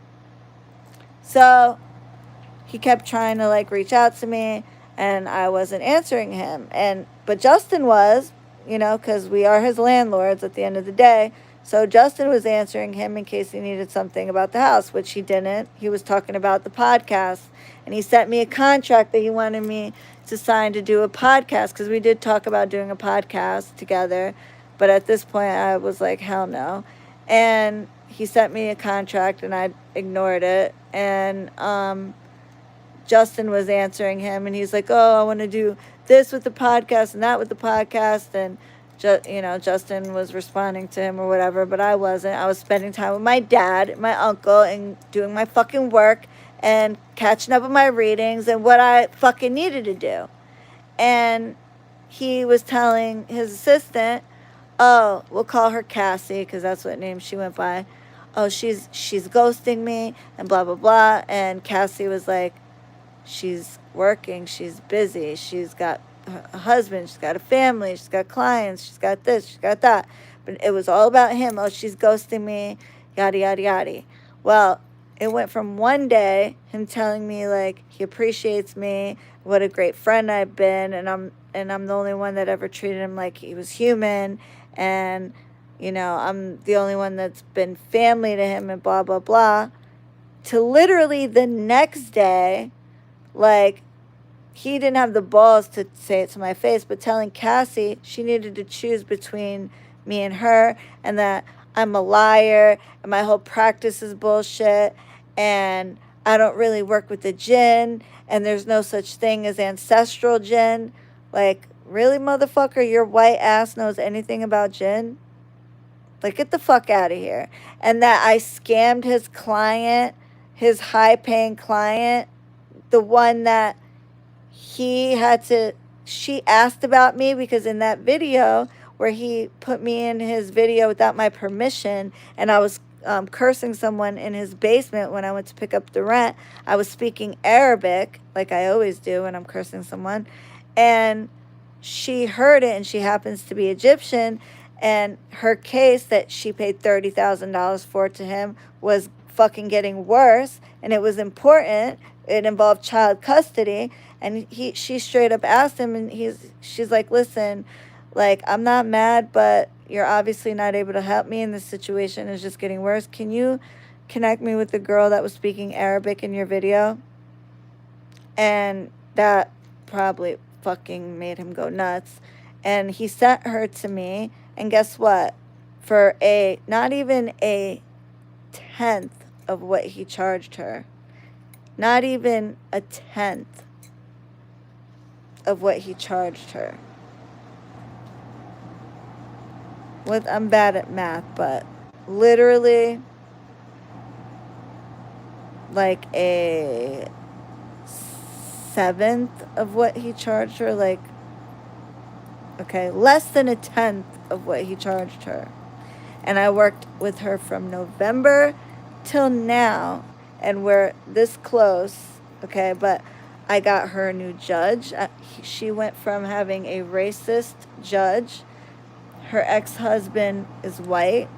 The judge is white. They're in Texas. He's an old white man. She's Arab, Egyptian with a heavy accent, dark skin. So she's North African, but she has a heavy Arabic accent. This guy's a white man from Texas. The white judge was always siding with him, being very biased. No supervised visits, letting the kids see him unsupervised, where he was doing horrible things to them. And the judge wouldn't believe her or the kids, saying that she coached the kids. I mean, it was a whole mess, okay? And he was working on it for a year and $30,000. Well, she comes to me, and immediately, literally, within a month, she gets a new judge who happens to be a black woman, who happens to be the mediator that the ex-husband cussed out before, months prior. So she don't like him already. And when she spoke to the child and to my client, she believed everything. Europe is full. What are you talking about? Europe is full. The fuck are you talking about? I'm in America. Europe is full. And what the fuck's your point? So anyway, I turned her case around lickety split, okay? And he was working with Moloch on this case. You know Moloch, first of all, he's a Canaanite demon. Canaan is what was Palestine before it was called Palestine. It was called Canaan. Okay, Canaan, and he was a demon that was known to people would give him child sacrifices. So why the fuck would you work with that, with any demon really, to protect a child, to protect children? That makes no fucking sense. Okay, but regardless, as soon as I got her, turned her shit around, got her a new judge, got her a new court supervisor to do supervised visits only. He got supervised visits only, which he couldn't even get. I got her a new, lawyer that represents the kids. They're called a guardian ad litem. Okay, I got her a new those because the guardian ad litem that she had, I don't know, the guy was paying them off or something. Okay, and yeah, Moloch for a child case is crazy. But again, when you have people that don't know what the fuck they're doing, they do shit like that. So, turn the whole situation around. And she was so impressed. So, I got her case in November. Mind you, he gave me her case. He sent her to me because she requested that. And so, why are you mad about it? You could have told her no when she asked, hey, can you give me the name of that girl? You could have said no, but you didn't because you knew you couldn't get the work done. You weren't getting it done. So, and I charged her literally not even a fraction of what you charged. So, got her in November. Christmas, which is December 25th, she gave me a $250 tip. Then January, she was so impressed, she wanted to buy more work. She wanted to buy Crown of Success and Prosperity work. Well, that threw him for a loop. He saw it in her Venmo. After he told his assistant, Cassie, that I was scamming her. Oh, she scammed my high-end client, and she lies about her how she practices. And I know, she said having a bidet is a sacred practice. When I seen her bidet, it's a cheap Amazon bidet, and I know what did he say? I know she doesn't just use a bidet because she has toilet paper in her bathroom.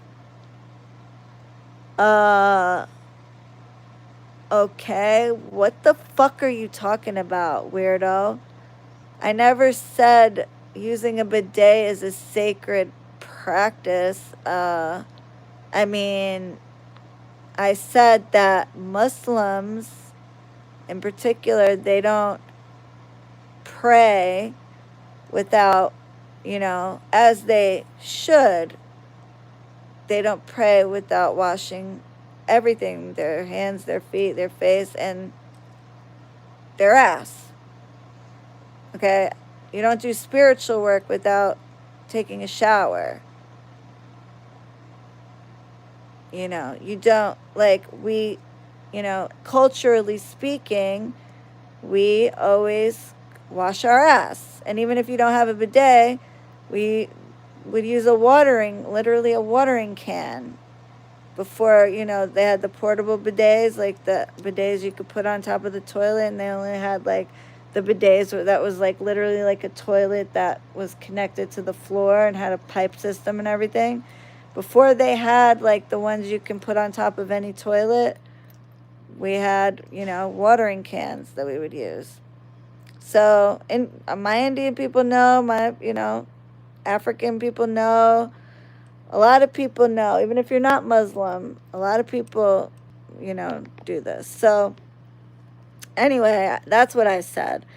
I don't know where he got, the other shit, but because I have toilet paper in my bathroom, which both of my toilets have a bidet. The only one that doesn't is the one upstairs. But I don't use that one. And my guest one has one down here. They're free to use it or not, but I also have baby wipes in all of the bathrooms. So, yeah, not only do I have a bidet, I have baby wipes and toilet paper. Yeah, you gotta dry your ass, you fucking weirdo. Like, what are you talking about? Just the weirdest things, right? So, saying that I'm white and I know, yeah. Saying the weirdest fucking shit, like, oh, um, just weird stuff saying that there's no such thing as ancestral jinn. There's no, like, yes, there is. Like, what? You don't know shit. Like, you're a white boy. Like, shut the fuck up. Don't talk about a closed practice that you have nothing to do with. And yes, sihr is a closed practice.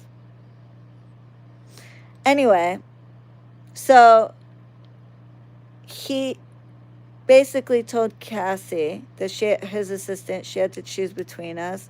She chose me, even though she was getting paid from him. You know, she was working with him as a second job. She was like, "Fuck you, I choose Shireen." So he got really mad about that. He got mad his client chose me. He got mad that I can get results when he couldn't, and he spiraled.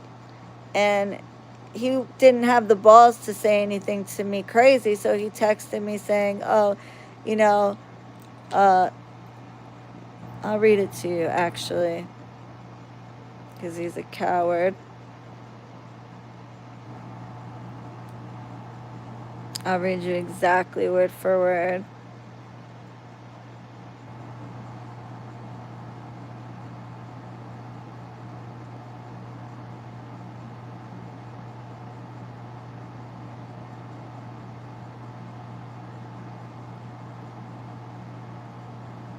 This motherfucker didn't know how to write unless he used. So, mind you, he went from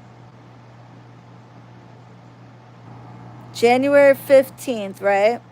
Shireen, do you want me to do a fiery wall jar for protection for you? Also, because I'm going to do a painful protection jar for you and me when I do it. But then also my spirits are saying do a fiery wall for myself too. Do you want me to do a fiery wall protection for you also? I'll do a reputation protection for you too. And then he sends me all this. I didn't respond. Okay, he sends me all this protection stuff, but yet he claims that I hit his wards and they caused my dog to get sick and all this, that, and the third. So which is it? I hit your wards, or and when we were friends, which means your wards are shit because I didn't have any secret hatred for you, or your protections ain't shit. Which is it? Okay, look, protecting me that I didn't ask him to do. Look, protection. Right? Now, this is literally January 15th. Okay? I don't respond. I told him I needed a break. So, then that was January 15th at 6:51 p.m. January 17th at 3 a.m. After a lot of reflection and stepping fully into the next phase of my brand, I've realized I no longer have the capacity to move forward with a joint project as I rebrand and focus on scaling to a much larger level, especially with YouTube. I've had to streamline everything under my own direction and voice. This isn't personal at all, it's just a matter of alignment and focus as I build what's next. Wishing you the best with work moving forward. And this is the first time he uses the name Vincent, okay? Mind you, he was texting me about this contract, right? For the podcast January 14th. So 3 days, 72 hours prior. 72 hours prior. Okay? Look at all these texts he was texting me. Oh, I'm watching your video and you started talking politics. Blah, blah, blah. Anyways, gonna watch your video. Then gonna do some blockbusters. Love you, heart. Yeah, sure, you were gonna do blockbusters. Everything, and then I didn't respond. Everything you were saying last night, I cannot wait to speak fire and truth with you without any political sponsorships or fluff. Didn't respond. I told him I needed a break. Respect my mind. Respect my boundaries. Speaking of, January 12th, watching your new video, you ate, boundary setting queen. Didn't respond. January 13th, hey, I just wanted to say I love you and I appreciate everything you do for me, and I'm excited to talk podcast with you soon. We maybe could even start it during the injury, before surgery, and after. There is no surgery. He never needed surgery. It's not like my leg will be visible. I have to go call a client. Notice he keeps saying, I'm going to do blockbusters. I'm going to call a client because, I got on him about it. Okay? Feel free to read for yourself.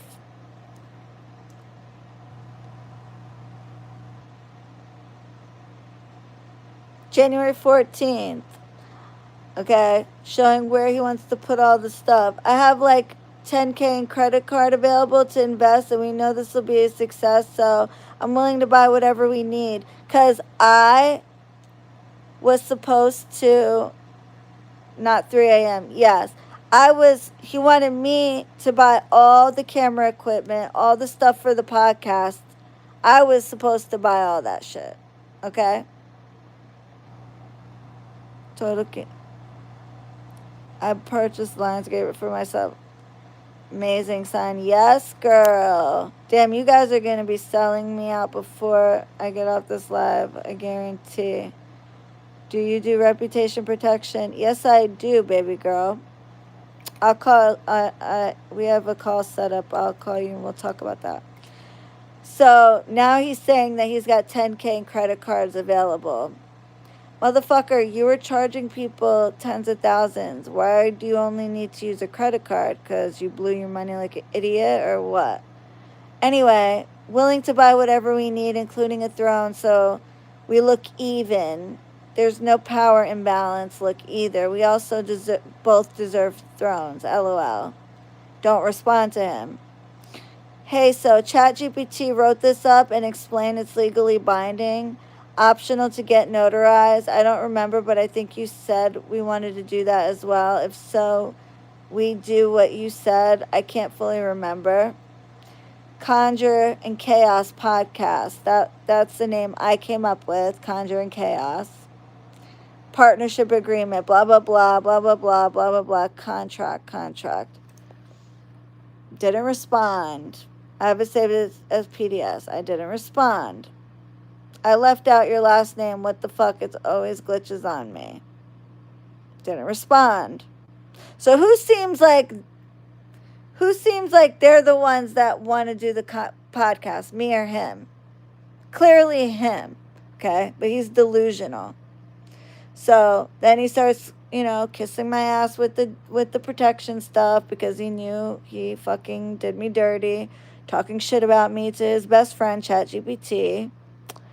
And then I don't respond. Okay, so the last text I got was this protection that he did for me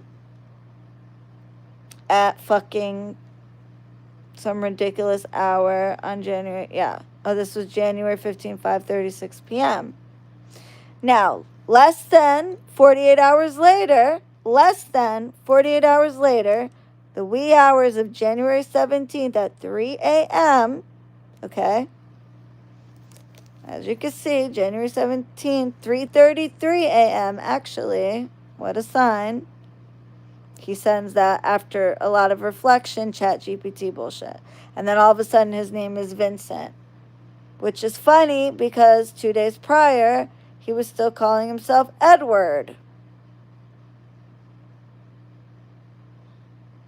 And then I don't respond. See, he was trying to get my fucking attention with that. He thought I was going to respond. I didn't. January 17th at 10:32 a.m. So he hasn't slept. Just wanted to reach out and say thank you again for the help you've offered with some of the spiritual work and prosperity support in the past. Some. No, bitch, all. Don't get it twisted, and I have that too. I truly appreciate it. Now that I've stepped into this next phase with the new brand and identity, I've been guided to take full ownership of the energetic and ritual side of my work. That includes the prosperity, magic, and spiritual current overall. From here on out, and that's such a fucking... thank you, Audrey Habibti. Thank you, my lovey. Really grateful for your support during that earlier chapter. Wishing you all the best as I continue forward with things on my own. And why he says this is because when he sent me all that shit by accident, the ChatGPT shit talk, and saying I took credit for all his prosperity, blah, blah, blah. He literally, I told him, well, you can do your prosperity on your own at this point, since you think I take all your credit, and obviously, you don't want to give my spirits the credit. And he's like, no, I'm not saying that, and let me go back to that where he said that, okay, this is where we got into it, right? Hey, can you go on the couch? I'm about to just sleep. I'm almost done. So this is the message he sent in the morning when he woke me up out of my fucking sleep. This is what started off. When I talk about my knee, I'm not talking about normal popping or everyday discomfort. I'm talking about a real injury that has affected my ability to walk, exercise, and function for months. Bullshit. No, it didn't. Comparing it to everyone's knee popping, that's what I said. I said that my knee's been popping since I was a kid. Like, comparing it to everyone's knee popping felt dismissive and honestly upsetting. I need support, not minimization. Need to explain what this injury has actually done to my life because it keeps getting minimized, and that's hurting me. I spent years putting real work into my body and my health, training, discipline, consistency. There you have it. That wasn't vanity. That was part of who I am and how I function in the world. Okay, no you don't. Since my knee injury in March, I haven't been able to move or train normally. And as a result, I've lost muscle, gained weight. He says his knee injury happened when he was an embryo. Yeah, I thought it happened when you were an embryo, which is what he claimed later. Belly. Yeah. That wasn't vanity. That was part of who I am. Since my knee injury in March, I haven't been able to move or train normally. And as a result, I've lost muscle, gained weight, and watched my body deteriorate despite everything I was told to do. What's it deteriorate? Wow, Exactly liar. The same. This has affected every part of my life. My career is harder. My confidence is shaken. This is all ChatGPT. My mental health has taken a real hit. When your body is your engine and it suddenly stops working, it doesn't just pause one area, it disrupts everything. What makes this worse is being downplayed or compared like this is some normal inconvenience or joke. I already went through that with a doctor who told me I was, quote, too young and it would heal on its own because it would, while it didn't. So hearing the same minimization from people in my life is extremely triggering. It feels like being erased all over again. I already feel like my timeline was stolen from me by this injury, and I don't need anyone trying to wash it away or soften it like it's no big deal. What I need is acknowledgement that this has been serious, devastating, life altering, and respect for what I've lost and what I'm still fighting to regain. What about the fucking tens of thousands of dollars no. that people lost from you stealing from Their them? legs cut off. Okay? Shereen, He's acting like he's got his leg amputated. no. His Remember the X-ray he showed us? yeah. He wrote on it. No, that wasn't what he X-rays don't showed. get written on; they get He printed showed on. his fucking Instagram. He showed us the doctor saying that it was there's nothing wrong with them. Okay, there's nothing wrong. They said it was at worst it's maltracking, a patellar maltracking, which is like a bullshit printed. way of saying there's really nothing wrong with your fucking knees. So we're just saying it's maltracking because it's popping. Munchausen's or whatever. Like, to shut you the fuck up and get you out of my office. Like, I've worked in the medical field, I know. Like, literally, I even asked him, does it hurt? I swear to God, he said no. It hurt one bit when we went over it there. did. He was going bending like this. He was bending it. He was bouncing. He was going up and down the stairs. He was leaning on it, putting weight on it, bouncing back and forth from leg to leg. Yeah, like you sat crisscross applesauce in the fucking snow. You did this flying thing with a knife. Yeah, you stabbed the skull. You're stabbing fucking like come please, on, okay, like you wouldn't be able to do any of that. You're a liar, bro. Pain. Okay, how about like no, you want a yes woman. You want a yes woman. That's what the fuck you want. You want a yes man. You want people to just agree with you even if you're wrong.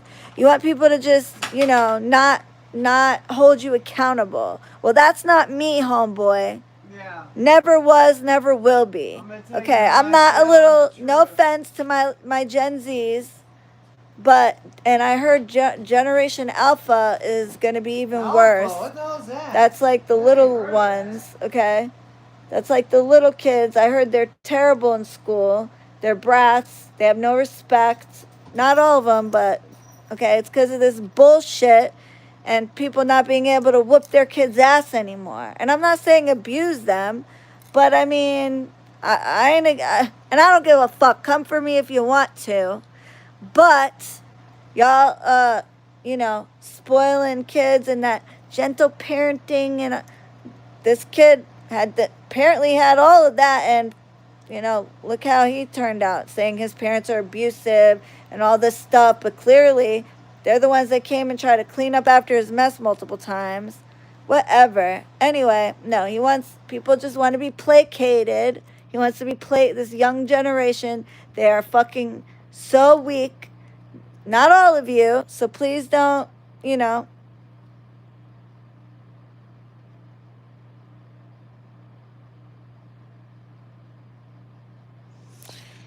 all of you. They need discipline and they don't get it. Exactly. But no, because parents are afraid to discipline their kids because they'll get arrested and shit. I'm not saying to abuse your children because there's a difference between abuse and discipline. But everybody's so damn sensitive and you can't say anything without, get the fuck out of here. I don't give a fuck. Okay? I'm 43 years old. I'll be 44. I'm halfway through my life if I'm lucky. I'll live to be, if I'm lucky, I'll live to be in my 60s, whatever, okay, or 70s, or whatever the fuck. And I'm not going to sit here and walk on eggshells for nobody. Okay? I'm not going to do it. I'm a good friend, and a good friend, well, what did this pussy have to say? Don't talk filthy to me, motherfucker. All right? A good friend, that friend who watched my cat gentle parents her daughter. The daughter is a mean and lazy as hell. Of course, the gentle parenting, oh my God, that shit is the biggest fucking joke. I'm sorry. Yeah, gentle. Oh, you don't want it. You don't want this, sweetie. Oh, this is why we have. Get the fuck out of here. This is why I didn't have kids. Mm-mm. Mm-mm. So, anyway, I don't like. My mother used to tell me, "We Gen Z love your realness. Love you. The real Gen Z, the ones who were real and had Gen X parents, or even Boomer parents, or even older millennial parents, who got to business. You guys appreciate it, but some, I swear." So, my mother and father always tell me, they always told me my whole life, the friends that laugh with you when you're doing something wrong, that don't tell you you're doing something wrong, that skip school with you and let you do things or give you drugs to try, tell you try this, try that, drink this, drink that. Those are the ones who don't give a fuck about you. The real friends are the ones that look out for you and that tell you when you're doing something wrong. Those are real friends. And especially if they're technically your competitor, even though there is no competition, you're not even on my level. But in theory, you're in the same uh, industry as me, even though, again, not on my level. But in theory, I'm telling you something for your own good, even though other people would want you to fuck up because they wouldn't want you as competition. But see, I don't, I'm not worried about nobody being competition for me. I send business to my, to people I trust and people I know. Hence, I never sent him any business. Did I send it? Have you guys ever heard me send business to this person? To the name Edward? Absolutely fucking not. Is there a reason? Absolutely. There's only friend or no friend. If they aren't good, they're not. No, I would never. Okay, but I digress. I love you. I love you more, Habibi. Glam. I love you more, Habibti. But so, so I flipped. I blacked out at this point. So I said, I tried to be very calm at first. I said, I get that your knee has been really hard on you and that it's affected your body and your confidence and your mental health.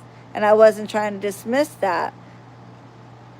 I pulled the Chat GPT thing too. When somebody comes at me with Chat GPT, I give them a dose of their own medicine so they know that I know that you use Chat GPT. So you want to use Chat GPT with me? I'm going to use it with you.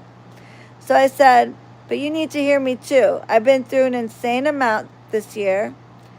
My dad was sick. My dad getting sick.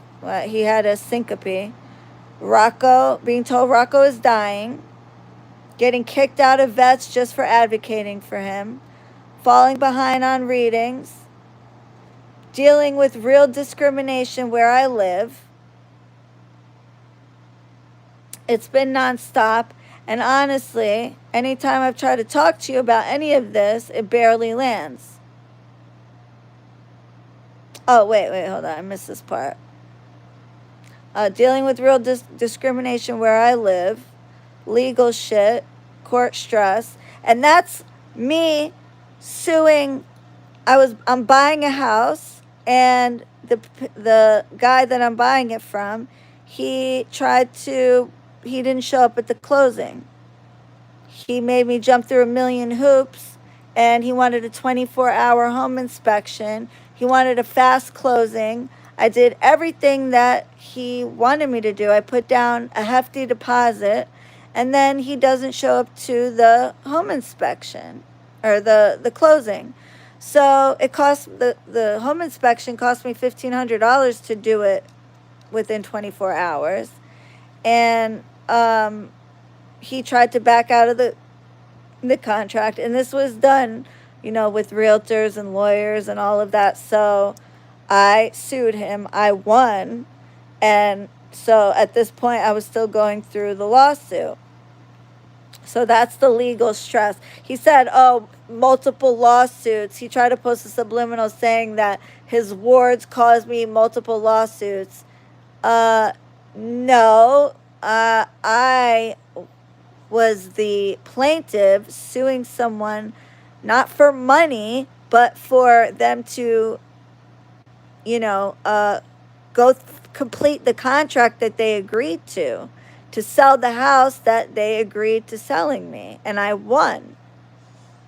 Okay. So, and that's public record. Anyway, so I was still going through the lawsuit at this point. Okay. Where am I? Okay. Dealing with real discrimination where I live, legal shit, court stress. Um, my car getting hit by a drunk ATV driver while it was parked, by the way. It wasn't totaled, though. It didn't even affect my bumper to bumper warranty. Yeah, a drunk ATV driver hit my parked car. And it just so happened to be the day after my father insisted on me posting a picture with it. And I don't post my vehicles. I don't like to post anything that I have. I'm not like that. I don't like evil eye. I didn't even do a protection on my car yet. And the car is black, and I usually don't go with black cars because black cars are bad luck in and of itself. But it was a good deal, and it was a good deal for the type of car it is. And I bought it anyway, figuring that I'll just do a protection. And then my dad insisted on taking a picture with him in front of the car and posting it on his page, tagging me in it on my page, and all his Arab friends. And I could say Arab because I'm an Arab. And, they're hasad, kulhum hasud. They just like to, they have a lot of hasad, kulhum hasadin, which means evil eye. And so I knew that was going to happen. I knew it was going to happen. I swear, wallahi al-azim, I knew it was going to happen. I took a picture. I'm like, watch, you're going to give me hasad. And the next day, a drunk ATV, what's a good luck color for a car? Any color but black, pretty much. Light, white, red's fine. Anything but black. I don't do black cars typically. Every single black car I've ever had, I think because black absorbs negativity. So I didn't even do a protection because I do everybody else's shit before mine. Like I always put my own, it's kind of like a chef. They cook like these big, 4-course, 5-course meals for everybody else. But when it comes to their own food, they'll eat like a sandwich. That's like me with my spiritual work. Like I take care of my spiritual hygiene, my cleansings and stuff like that. Cleanse my home. But when it comes to, I should have did protection on my car way before I did. I bought the car in June and this happened in October. I should have put a protection on my car way before then, especially before I posted it on my father's fucking Facebook, which I just knew not to because he's got all the Arabs, watching him from New York, and they're all like competitive. They compete with each other, and my kid is better than your kid, and my kid's more successful than your kid, and I knew it was going to happen. I knew it. But that was my fault. But whatever. Anyway, the car wasn't totaled. But it pissed me the fuck off. And it didn't even affect my warranty because the guy who fixed it, and I didn't even have to pay a deductible or anything because the guy who fixed it rolled it all in to the price because he's a friend of ours. And he did such a great job. And because the car is a 2024, he had no choice but to use all original parts. Like no Like, they make parts that are not from the manufacturer. He had to use all original parts, so um, I didn't have to, it didn't affect any of that, so. But still, and unrelated, but your nails just made me happy. Girl, I've had these since last month. I got to get my nails done and my hair done. Look at this gray. I have, which I'm going to get it done ASAP. But, so anyway, I said a drunk ATV driver. Cops try to spin it on me. They did. They tried to spin it on me because this is a freaking racist town. And I may not, some people say I look white, or I don't see how. I'm a typical Arab. I mean, olive skin. I'm a, like, go to Palestine and I am a typical Palestinian. I look like a typical Arabiya. I mean, I don't know where people get that from, but um, whatever. People say I'm white passing, but I don't see how. Not here, and not with my name being Shireen Nasser Marjia. Definitely not. The Nasser, Nasser, that's like one of the most Arabic names you could ever have. Um, that's what I'm saying. I don't think I look white either, but they say that. They say I'm a white Arab. No, I'm indigenous. My bloodline is as pure as it gets. They even call Palestinians that are, from a Christian background that are not Muslim, stones of Palestine because we've been there for so long. Hey, La Toxica. Anyway, so I said, ATV driver, the cops trying to spin it on me and having to literally push my own lawyer to do his job. It's been nonstop. And honestly, anytime I try to talk to you about any of this, it barely lands. Most of the time, I get a quick, that sucks, and then it goes right back to you. I've just swallowed that because you're younger and I didn't want to make it a thing. So for this to turn into me I'm being told I'm dismissive because I question whether surgery is the best option after multiple doctors already said that it wasn't necessary, doesn't feel fair. That wasn't me minimizing you. That was me being real and actually caring about long-term consequences. I've always tried to give you honest advice, not yes man energy. Real friends don't just agree with everything, they tell you the truth even when it's uncomfortable. I've shown up for you in a lot of ways, emotionally, spiritually, financially, and I never threw that in your face. But I need more balance and mutual respect. I can't keep being the place where everything gets unloaded while my own shit gets ignored. You're allowed to feel how you feel. I'm allowed to feel how I feel too. If what you want is someone who just listens and never gives an opinion, say that. Otherwise, don't confuse concern with disrespect. I care about you and I've loved you like a brother. I was a little taken aback when I was literally outside waiting for some food to be finished and you didn't even want to let me in the house because it was so filthy. I no longer speak to my neighbors who were really good friends of mine sticking up for you. When you move out and Jess moves with her husband, I don't have any neighbors that will have my back anymore to keep an eye on the house because I'm far away. They're all mad at me because of the whole naked thing. I had your back heavy. I do spells anytime you need it. You don't even ask. You don't even have to ask most of the time. Multiple sihr spells, jinn magic. They're energy draining. The wafak is tedious, having to write paragraphs in Arabic. It isn't basic candle work, but you, the once in the blue moon, I ask you to do anything for me. It goes on the back burner for a week.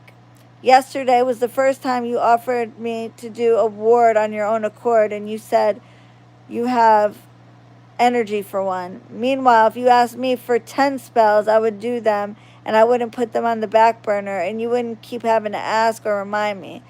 The only and this is because I asked him for readings and he'd always, just because I wanted to feel like I wasn't being taken advantage of. I don't need your fucking readings. I just wanted to feel like you were willing to do something for me. It was a test and you failed miserably. Um,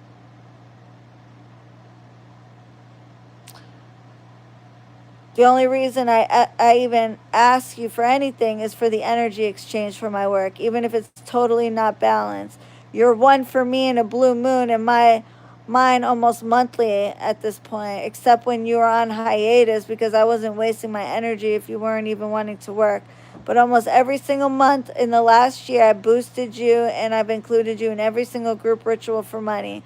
I hate having to say any of this. I don't like throwing things I've done out of my heart in my friend's face, but I feel some type of way the more I read your text and think about it. I don't always have time to talk on the phone for hours because of all of the above shit, and I'm already behind and it's never ending. I don't go to bed until 5 a.m. sometimes, most of the time, but I've been a damn good friend, big sister, mentor, whatever you want to call me.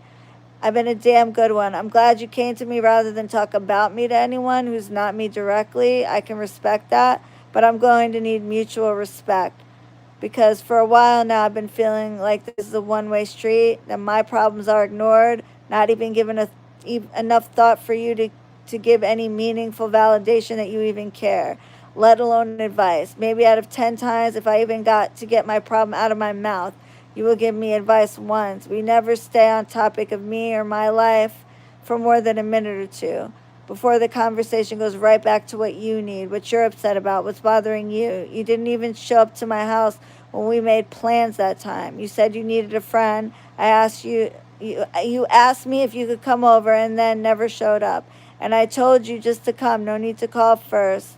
It's set. It's a plan, no show. And then you let me and Justin wait outside when we just happened to be in the neighborhood. You wouldn't even let us wait inside to pick up for our pickup order. You didn't want to let me in the house to pick up those snake candles you promised me. If the house was a mess, I don't care as long as when you move out, you leave it the way you found it. Because I didn't even ask for first, last, and security for you, knowing you had no renter's history. I still gave you a chance, gave you a hell of a deal for that house in that area. I've done anything and everything to be a friend to you, and you literally left me outside in the truck. We don't overstay our welcome. We told you we were just saying hi and waiting for our food order, 10 minutes max. But you let us wait outside. I would never have let you wait in your car. You would never be unwelcome in my home, ever. So I was really feeling a type of way, but I was going to let it go as usual. But I let a lot slide with you because of your mental health. But then to wake up to that text for simply giving a fuck and giving you my honest opinion as someone who has experience with this shit and a lot of shit, and I will tell you what, I never gave anyone bad advice ever, including you. I'm not making this a whole thing. I'm just letting you know how you made me feel and how you have made me feel quite a few times, and I just brushed it off as you being young and your mental health being more important than me saying anything. But I'm not going to be treated like I dismissed you when I was really concerned and wanted to say more on the phone, but you rush me off, kind of like whenever I start talking about how I feel or what I'm going through. Either you have to go or you change the subject back to you. That makes me feel dismissed or not cared about. So basically,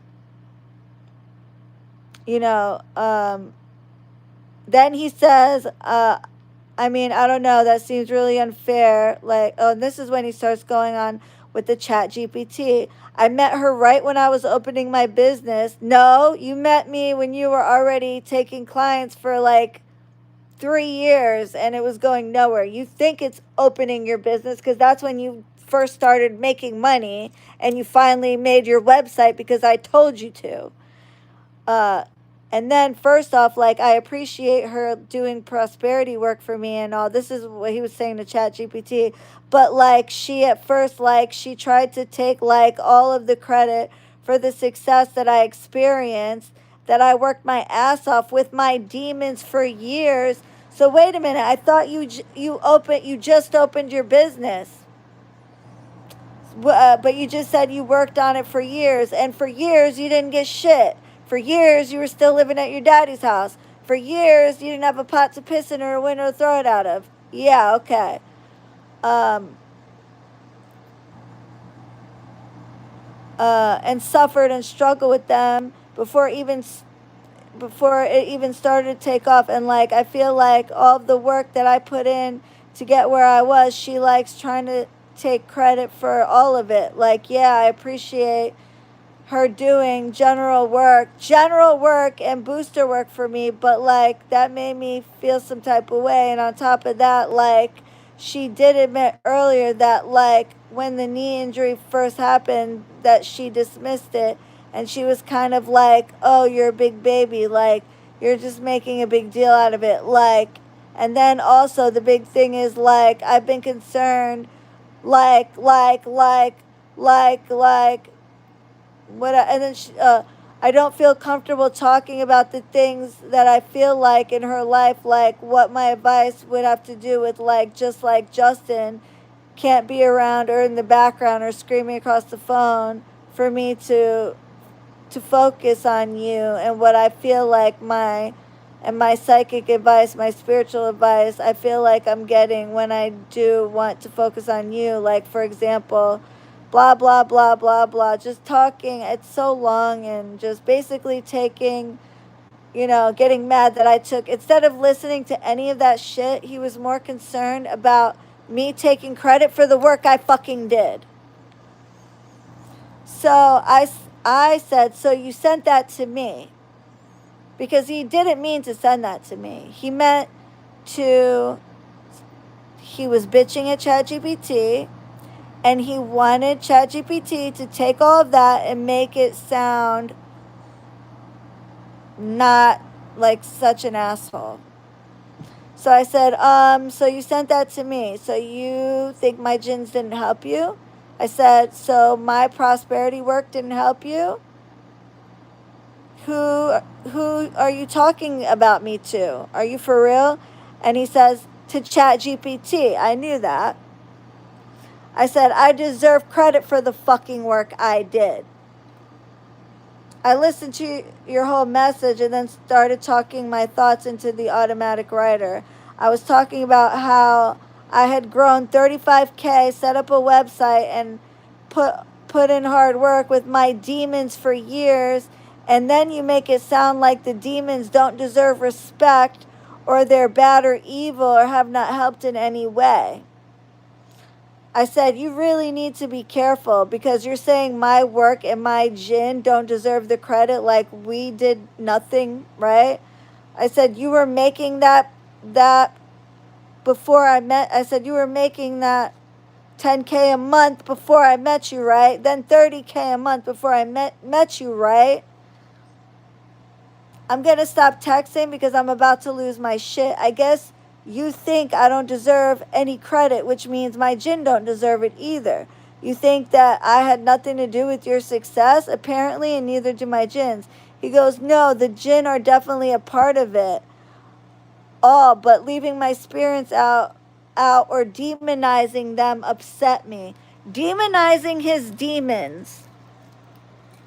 Demonizing his demons upset him.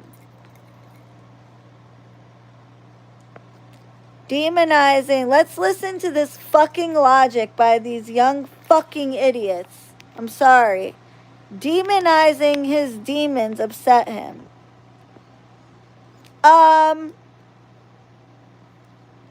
The term demonizing comes from demons. You fucking idiot. The education is like so lacking. Like, so basically, you want me to give credit to your demons when you and I both agreed that you were not doing prosperity work. If I was doing prosperity work for you, you texted me a million times. I only made 10K this month instead of 30K. My work had this motherfucker bringing in $30,000 in a month. And I'm going, damn, how much are you charging these people? He went viral after I took his case. Now, he would love to say, well, why didn't you go viral? Guess what, motherfucker? I did. I did. The first viral video I had on my channel was the the Nipsey Hustle, and then I fucking cut off the comments because I didn't like it. The Nipsey Hustle video, and then the make him cry, make him beg for you or something like that. Uh, the chain, the what I call it, Cordito Manso spell, Tame Little Lamb. A few of my videos went viral on YouTube, but I didn't like it. And then when I went on that podcast, on her TikTok, the clips on tacos and shawarma went viral. Come on, babe, I'm tired. Millions of views. Okay, millions of views. Girl, come on. All right, baby. And I don't like going viral. Come on. I could have went viral if I wanted to. I don't like it. But I made your fucking success Go, baby, come on. because I did the work. You put in the work when you started. But then you started to fuck up your business by fucking people over. And that's part one. I'll finish telling the rest. But I want you to hear him chanting like a mental fucking case while he's running around naked in the neighborhood. And look how he called the cops on me. Little pussy. Oh, and let's read his demand letter real quick. After giving him a home, doing prosperity work, and then and then at some point in the conversation, I said, "So I don't deserve the credit for my work, and the jinn don't deserve the credit for helping you." When the whole fucking agreement was that if I do your prosperity work, I do your prosperity work. If you're gonna do it, you're gonna do it. But both of us ain't gonna do it because of this right here, confusion. You're not gonna take credit for my fucking work. And that's exactly what he did. So by the end of it, he agreed he was wrong. And he backpedaled. And he said, I deserve 80% of the credit. And I said, yeah, that's fine, because I'm talking about I get 100% of the spiritual credit, but then the rest is you putting in the work. But the spiritual credit, I get 100%. The physical world credit, you did the physical world, I did the spirit. I get 100% of the spiritual world because you didn't do any of that. And I said, and if you want, I can go ahead and stop and you could take over from here so there is no confusion. And you know what he said? He said, well, I haven't done my own prosperity work for like 2 years now. So like, I'm not used to like doing it anymore, like for myself. Like, so like, I still want you to do it. Yeah, of course. Of course. Of course. So he wants me to do the work, but not take the credit. Okay. So I said, I need space for a little bit. So he didn't want to give me space. He kept texting me.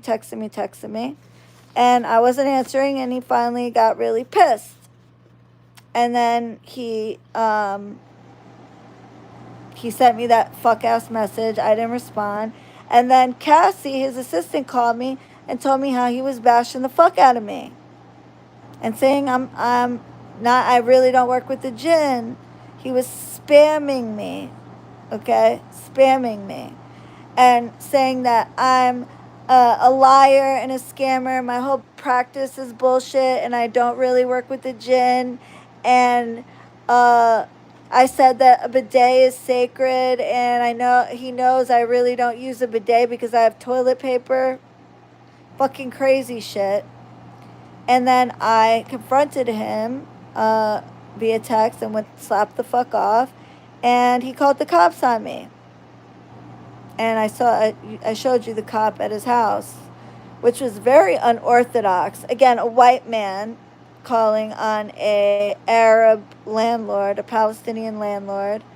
So of course, and at first they were acting like I was the bad guy.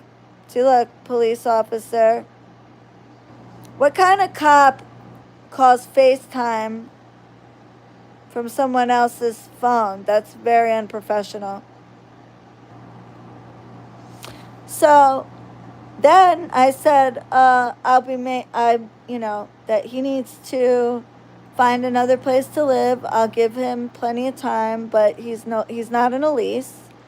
At this point, he was in month to month, and I said, I'm not going to be renting my house to somebody who's calls me, slanders me, bashes me, talks all this shit about me, calls the cops on me, all because I didn't answer your fucking phone call for a few days after basically talked shit about me for being honest with you about, because I was looking out, and then you getting pissed because I'm taking credit for my work.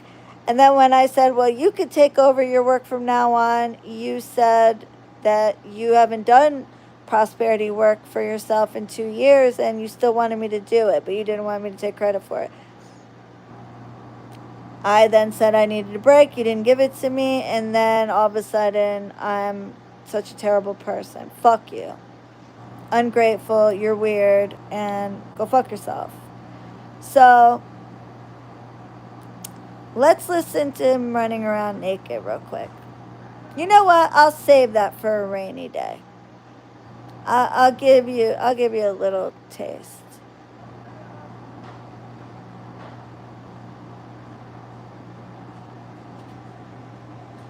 Right, can I go to bed? Yeah, I'm just gonna play this Can real you quick. just go on the couch real quick then, babe? I'm almost done. Baby, you said that an hour ago. I'm falling asleep. Okay, I'm getting off now. You keep saying that. So Hold on, I just been playing something. And it's covered in gold. Do you hear it? And I covered the breach, the giant force flame and go, the chosen one sword and code. And you know that I'm not insane. And I started bleach, and then the flame fire. It's all coming for me. And everyone can see the false echo. I'm not insane. It's I'm fine. Did you guys hear that? Did you guys hear it? Could you hear? These tomorrow. You didn't hear it?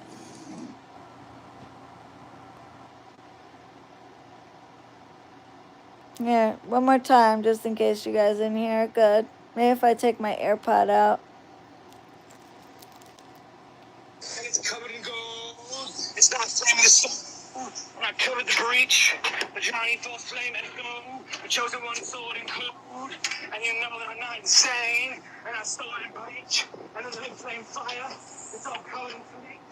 And everyone can see the false echo. I'm not insane. It's I'm fine.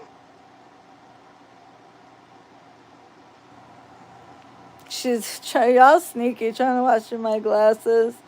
So you can. That's just one part of it. Okay. There's more. All right, and let him keep posting fucking subliminals, talking about his wards caused my dog to almost die and all this shit. You destroy my fucking property, and then send me a fucking demand letter that says, "Dear Miss Margia, please be advised that Mr.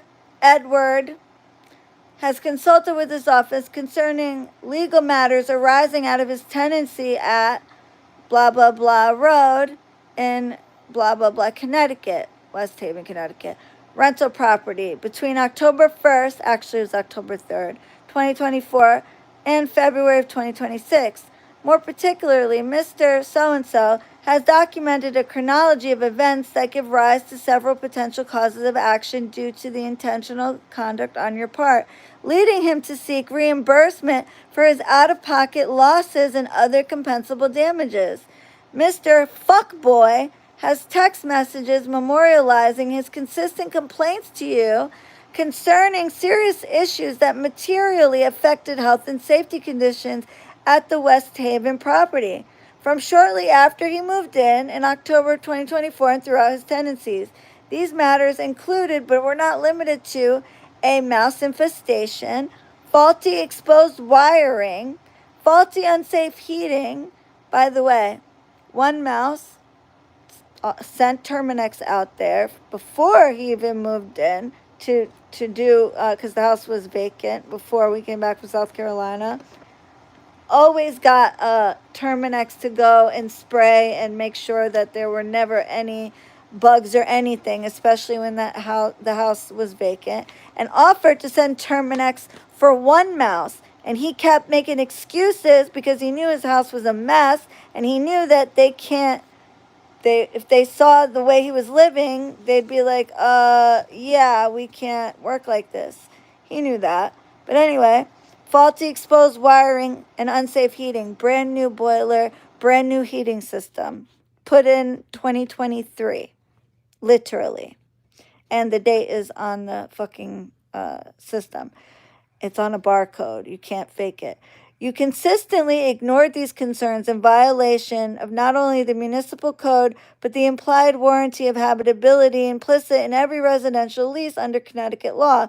Your tortious conduct toward Mr. Kuss went beyond neglect of your obligations as a landlord or a violation of the covenant of quiet enjoyment and crossed into intentional infliction of emotional distress, invasion of privacy, as well as harassment, with your purposeful publication and dissemination of embarrassing images of Mr. Fucktard, obtained from a neighbor's ring camera when he suffered a mental health crisis in May of 2025. You made it clear to Mr. Arasak that you downloaded and retained these images of Mr. Khara when he was unclothed during his psychosis break, and later threatened to spread these images without his consent to, quote, ruin Mr. Business when he ceased his outside business relationship with you. What outside? First of all, I never threatened to do that. And you're talking about I invaded his privacy, but yet obtained from a ring camera. Doesn't make sense because you had no expectation of privacy. You were outside in public and you were caught on ring camera, several ring cameras, and I didn't disseminate shit. Still haven't disseminated shit. The neighbors, however, did disseminate it to other neighbors on the Ring app and on text messages, which they had the right to do, to warn their kids, them and their children, because you were outside running around like a fucking lunatic, covered in red paint that looked like blood, and with your fucking wiener hanging out, completely naked, barefoot, naked, not a stitch of clothing on. But I digress. Indeed, the cessation of business dealings between Mr. Khara Kus Ukhtel Khalafak and you resulted into harassing Mr. Khara Rasak through a series of approximately 195 angry and threatening text messages with a 7.5-hour period during the overnight hours of January 17, 2026 into the early morning hours of January 18, 2026. This extreme and outrageous conduct intentionally or recklessly caused profound emotional distress to Mr. Menyuk and was compounded by your January 21st, 2026 video post concerning Mr. Khara, No Good Deed Goes Unpunished, which was widely viewed, in which you discussed the naked video and Mr. Sharmut mental health crisis and threatened to destroy Mr. Ninan Abuk's business, and he consequently suffered a dissociative episode requiring hospitalization January 2026. Subsequently, you published a second video after you learned of Mr. Khara's hospitalization. Caption, I told y'all he would be in the psych ward, evidencing your malicious intent to cause him harm.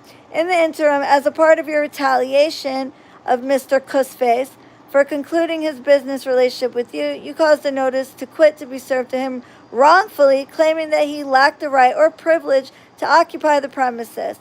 when you had previously documented in writing a lease extension valid through October 1st, 2026. Actually, no. Uh, I, according to the governing lease, both parties have to change the and extend the lease. And he kept making excuses as to why he couldn't come sign the lease. So I said, okay, I'll text you an extension, but you have to text back and agree to the terms. I texted him and he didn't respond. I sent him a follow up text and he still didn't respond. So that's not both parties. And so, therefore, you were still on a month to month. Yeah.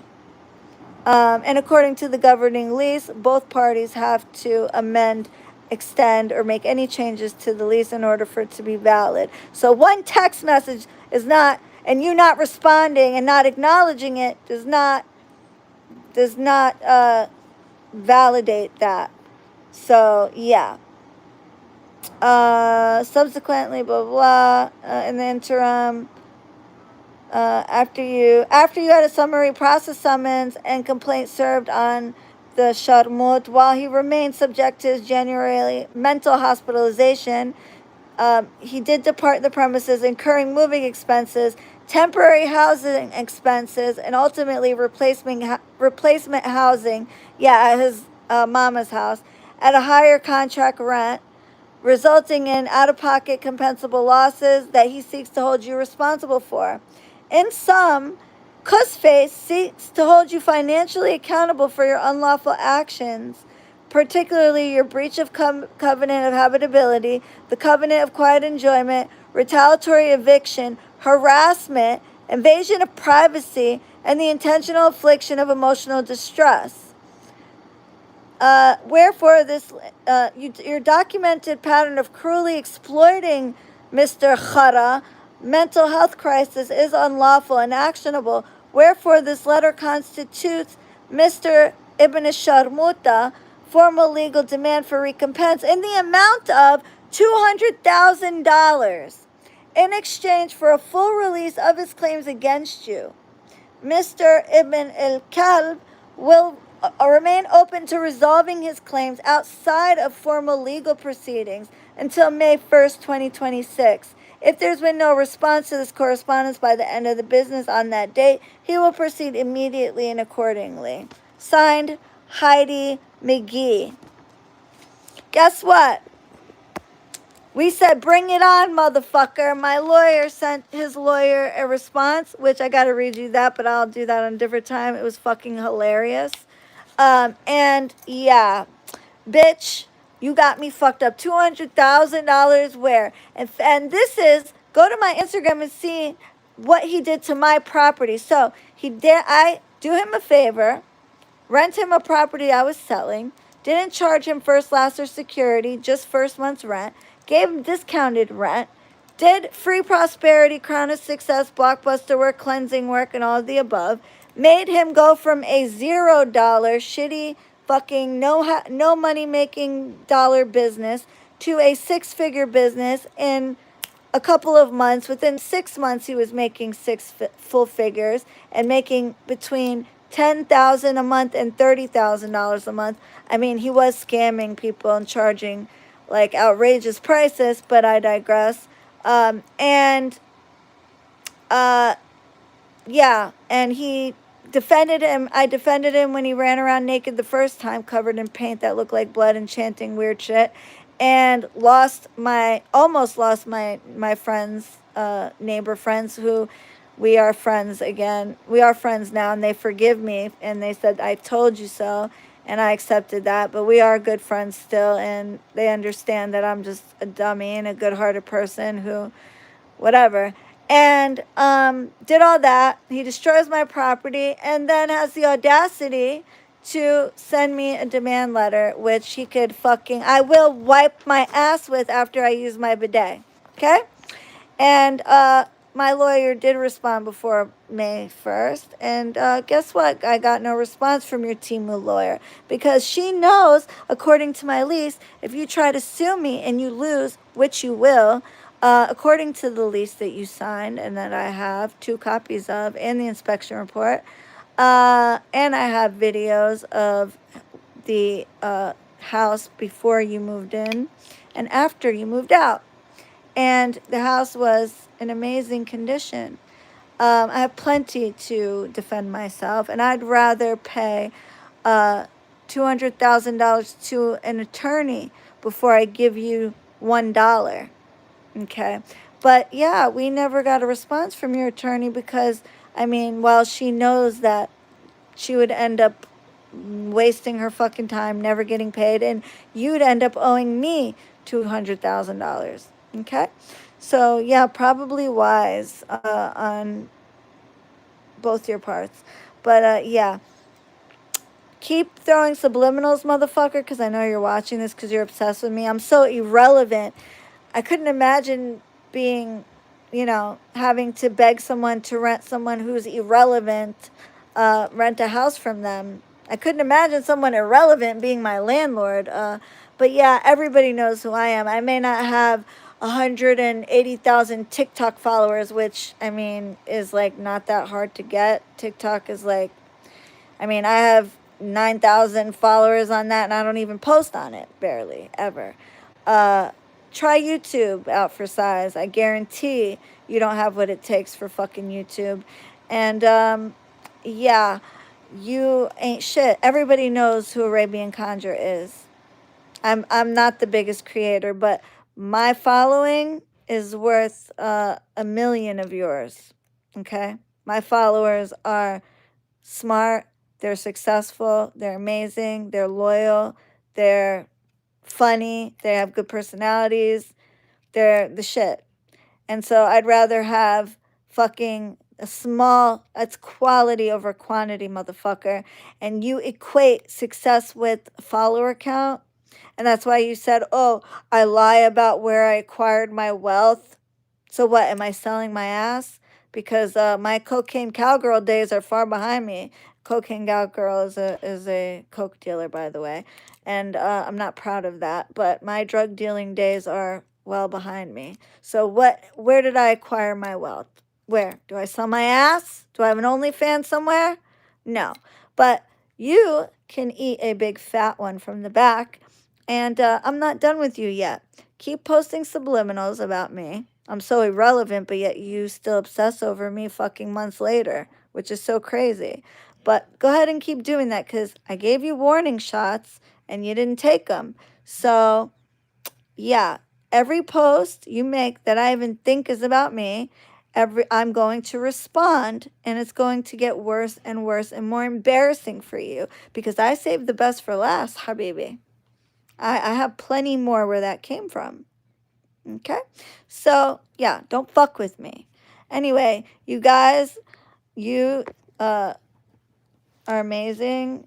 There are still some spots, but you guys sold me almost the fuck out. Like, it's unbelievable. I love you so much. And yeah, motherfucker. And I saw that little candle that you posted, like trying to make it, adding alcohol, rubbing alcohol to make a big show. Everything you do is performative. I didn't have to pour rubbing alcohol on my shit. And that flame was, and that's just the candle work. I put you in the psych ward just with a candle work. You're going to need more than a candle to come for me, baby. And that was a big mistake because I'm very well fucking protected. Very well. Yeah. I mean, I'm Palestinian. My ancestors are warriors.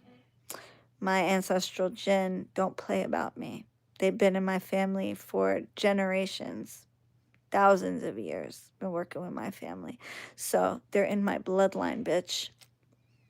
And you say that all this shit, but my family follows me. My father follows me. My uncles follow me. My cousins follow me. My aunts follow me. God rest their souls, my grandparents followed me.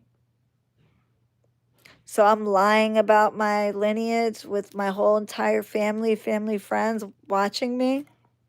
Yeah, I don't think so. Arabs don't play that shit. And anybody who's hot up knows that I'm telling the truth. Cause hot up don't let us lie about our shit. They will call you straight the fuck out. Or they'll be like, شو هذا ليش تحكي هيك ليش انت بتكذبي على الفيسبوك. Okay? Why are you lying on Facebook or Instagram? They would never. And they'll call you out in front of everybody. They don't care. Just my mom, like my mom used to whoop my ass in front of my friends and she didn't give no fucks. If I did something wrong, she would whoop my ass in front of, she didn't give a fuck who was around, neighbors, friends. She didn't care. That's how we roll. So don't, ever. And you're trying to act like you got some mysterious book written in English in your handwriting that's about the jinn and them spirits gave that to you. What a joke. And then I show your handwriting and I put a poll and it's like you don't even have to look at it for more than 2 seconds to see that's your handwriting. You're pathetic. You're looking more and more pathetic with every fucking day. You need to worry about fucking taking your meds and getting the mental help you need and consider yourself lucky. I only did a work to put you in the mental psych ward and not into an actual hospital because I could have. Okay? And I just might if you keep fucking around. All right? Yeah. Anyway, my husband's tired. I gotta go to bed. I love you guys. You guys have until tonight. Well, until it sells out, which I don't think you have until tonight. But if you need me to open a spot for you, message me on my either if you can't figure out the website would be better, or email Gabby and we will open a spot for you. But you guys don't wait till last minute if you don't have to. Okay. If you're one of my people, I will open a spot for you. If you're not, it depends. If depends on if I already opened the spots for a lot of people. I love you guys. Let me let my husband go to sleep. It's already like damn near 8 o'clock. I love you, and I will see you in the next video. I hope you guys enjoyed this live. Like the video so people could see it. Toodles, bitch! And I'll give you a part 2 to the T. If you guys want. Put in the comments if you want me to put some more, because there's a lot more to the story. Love you guys.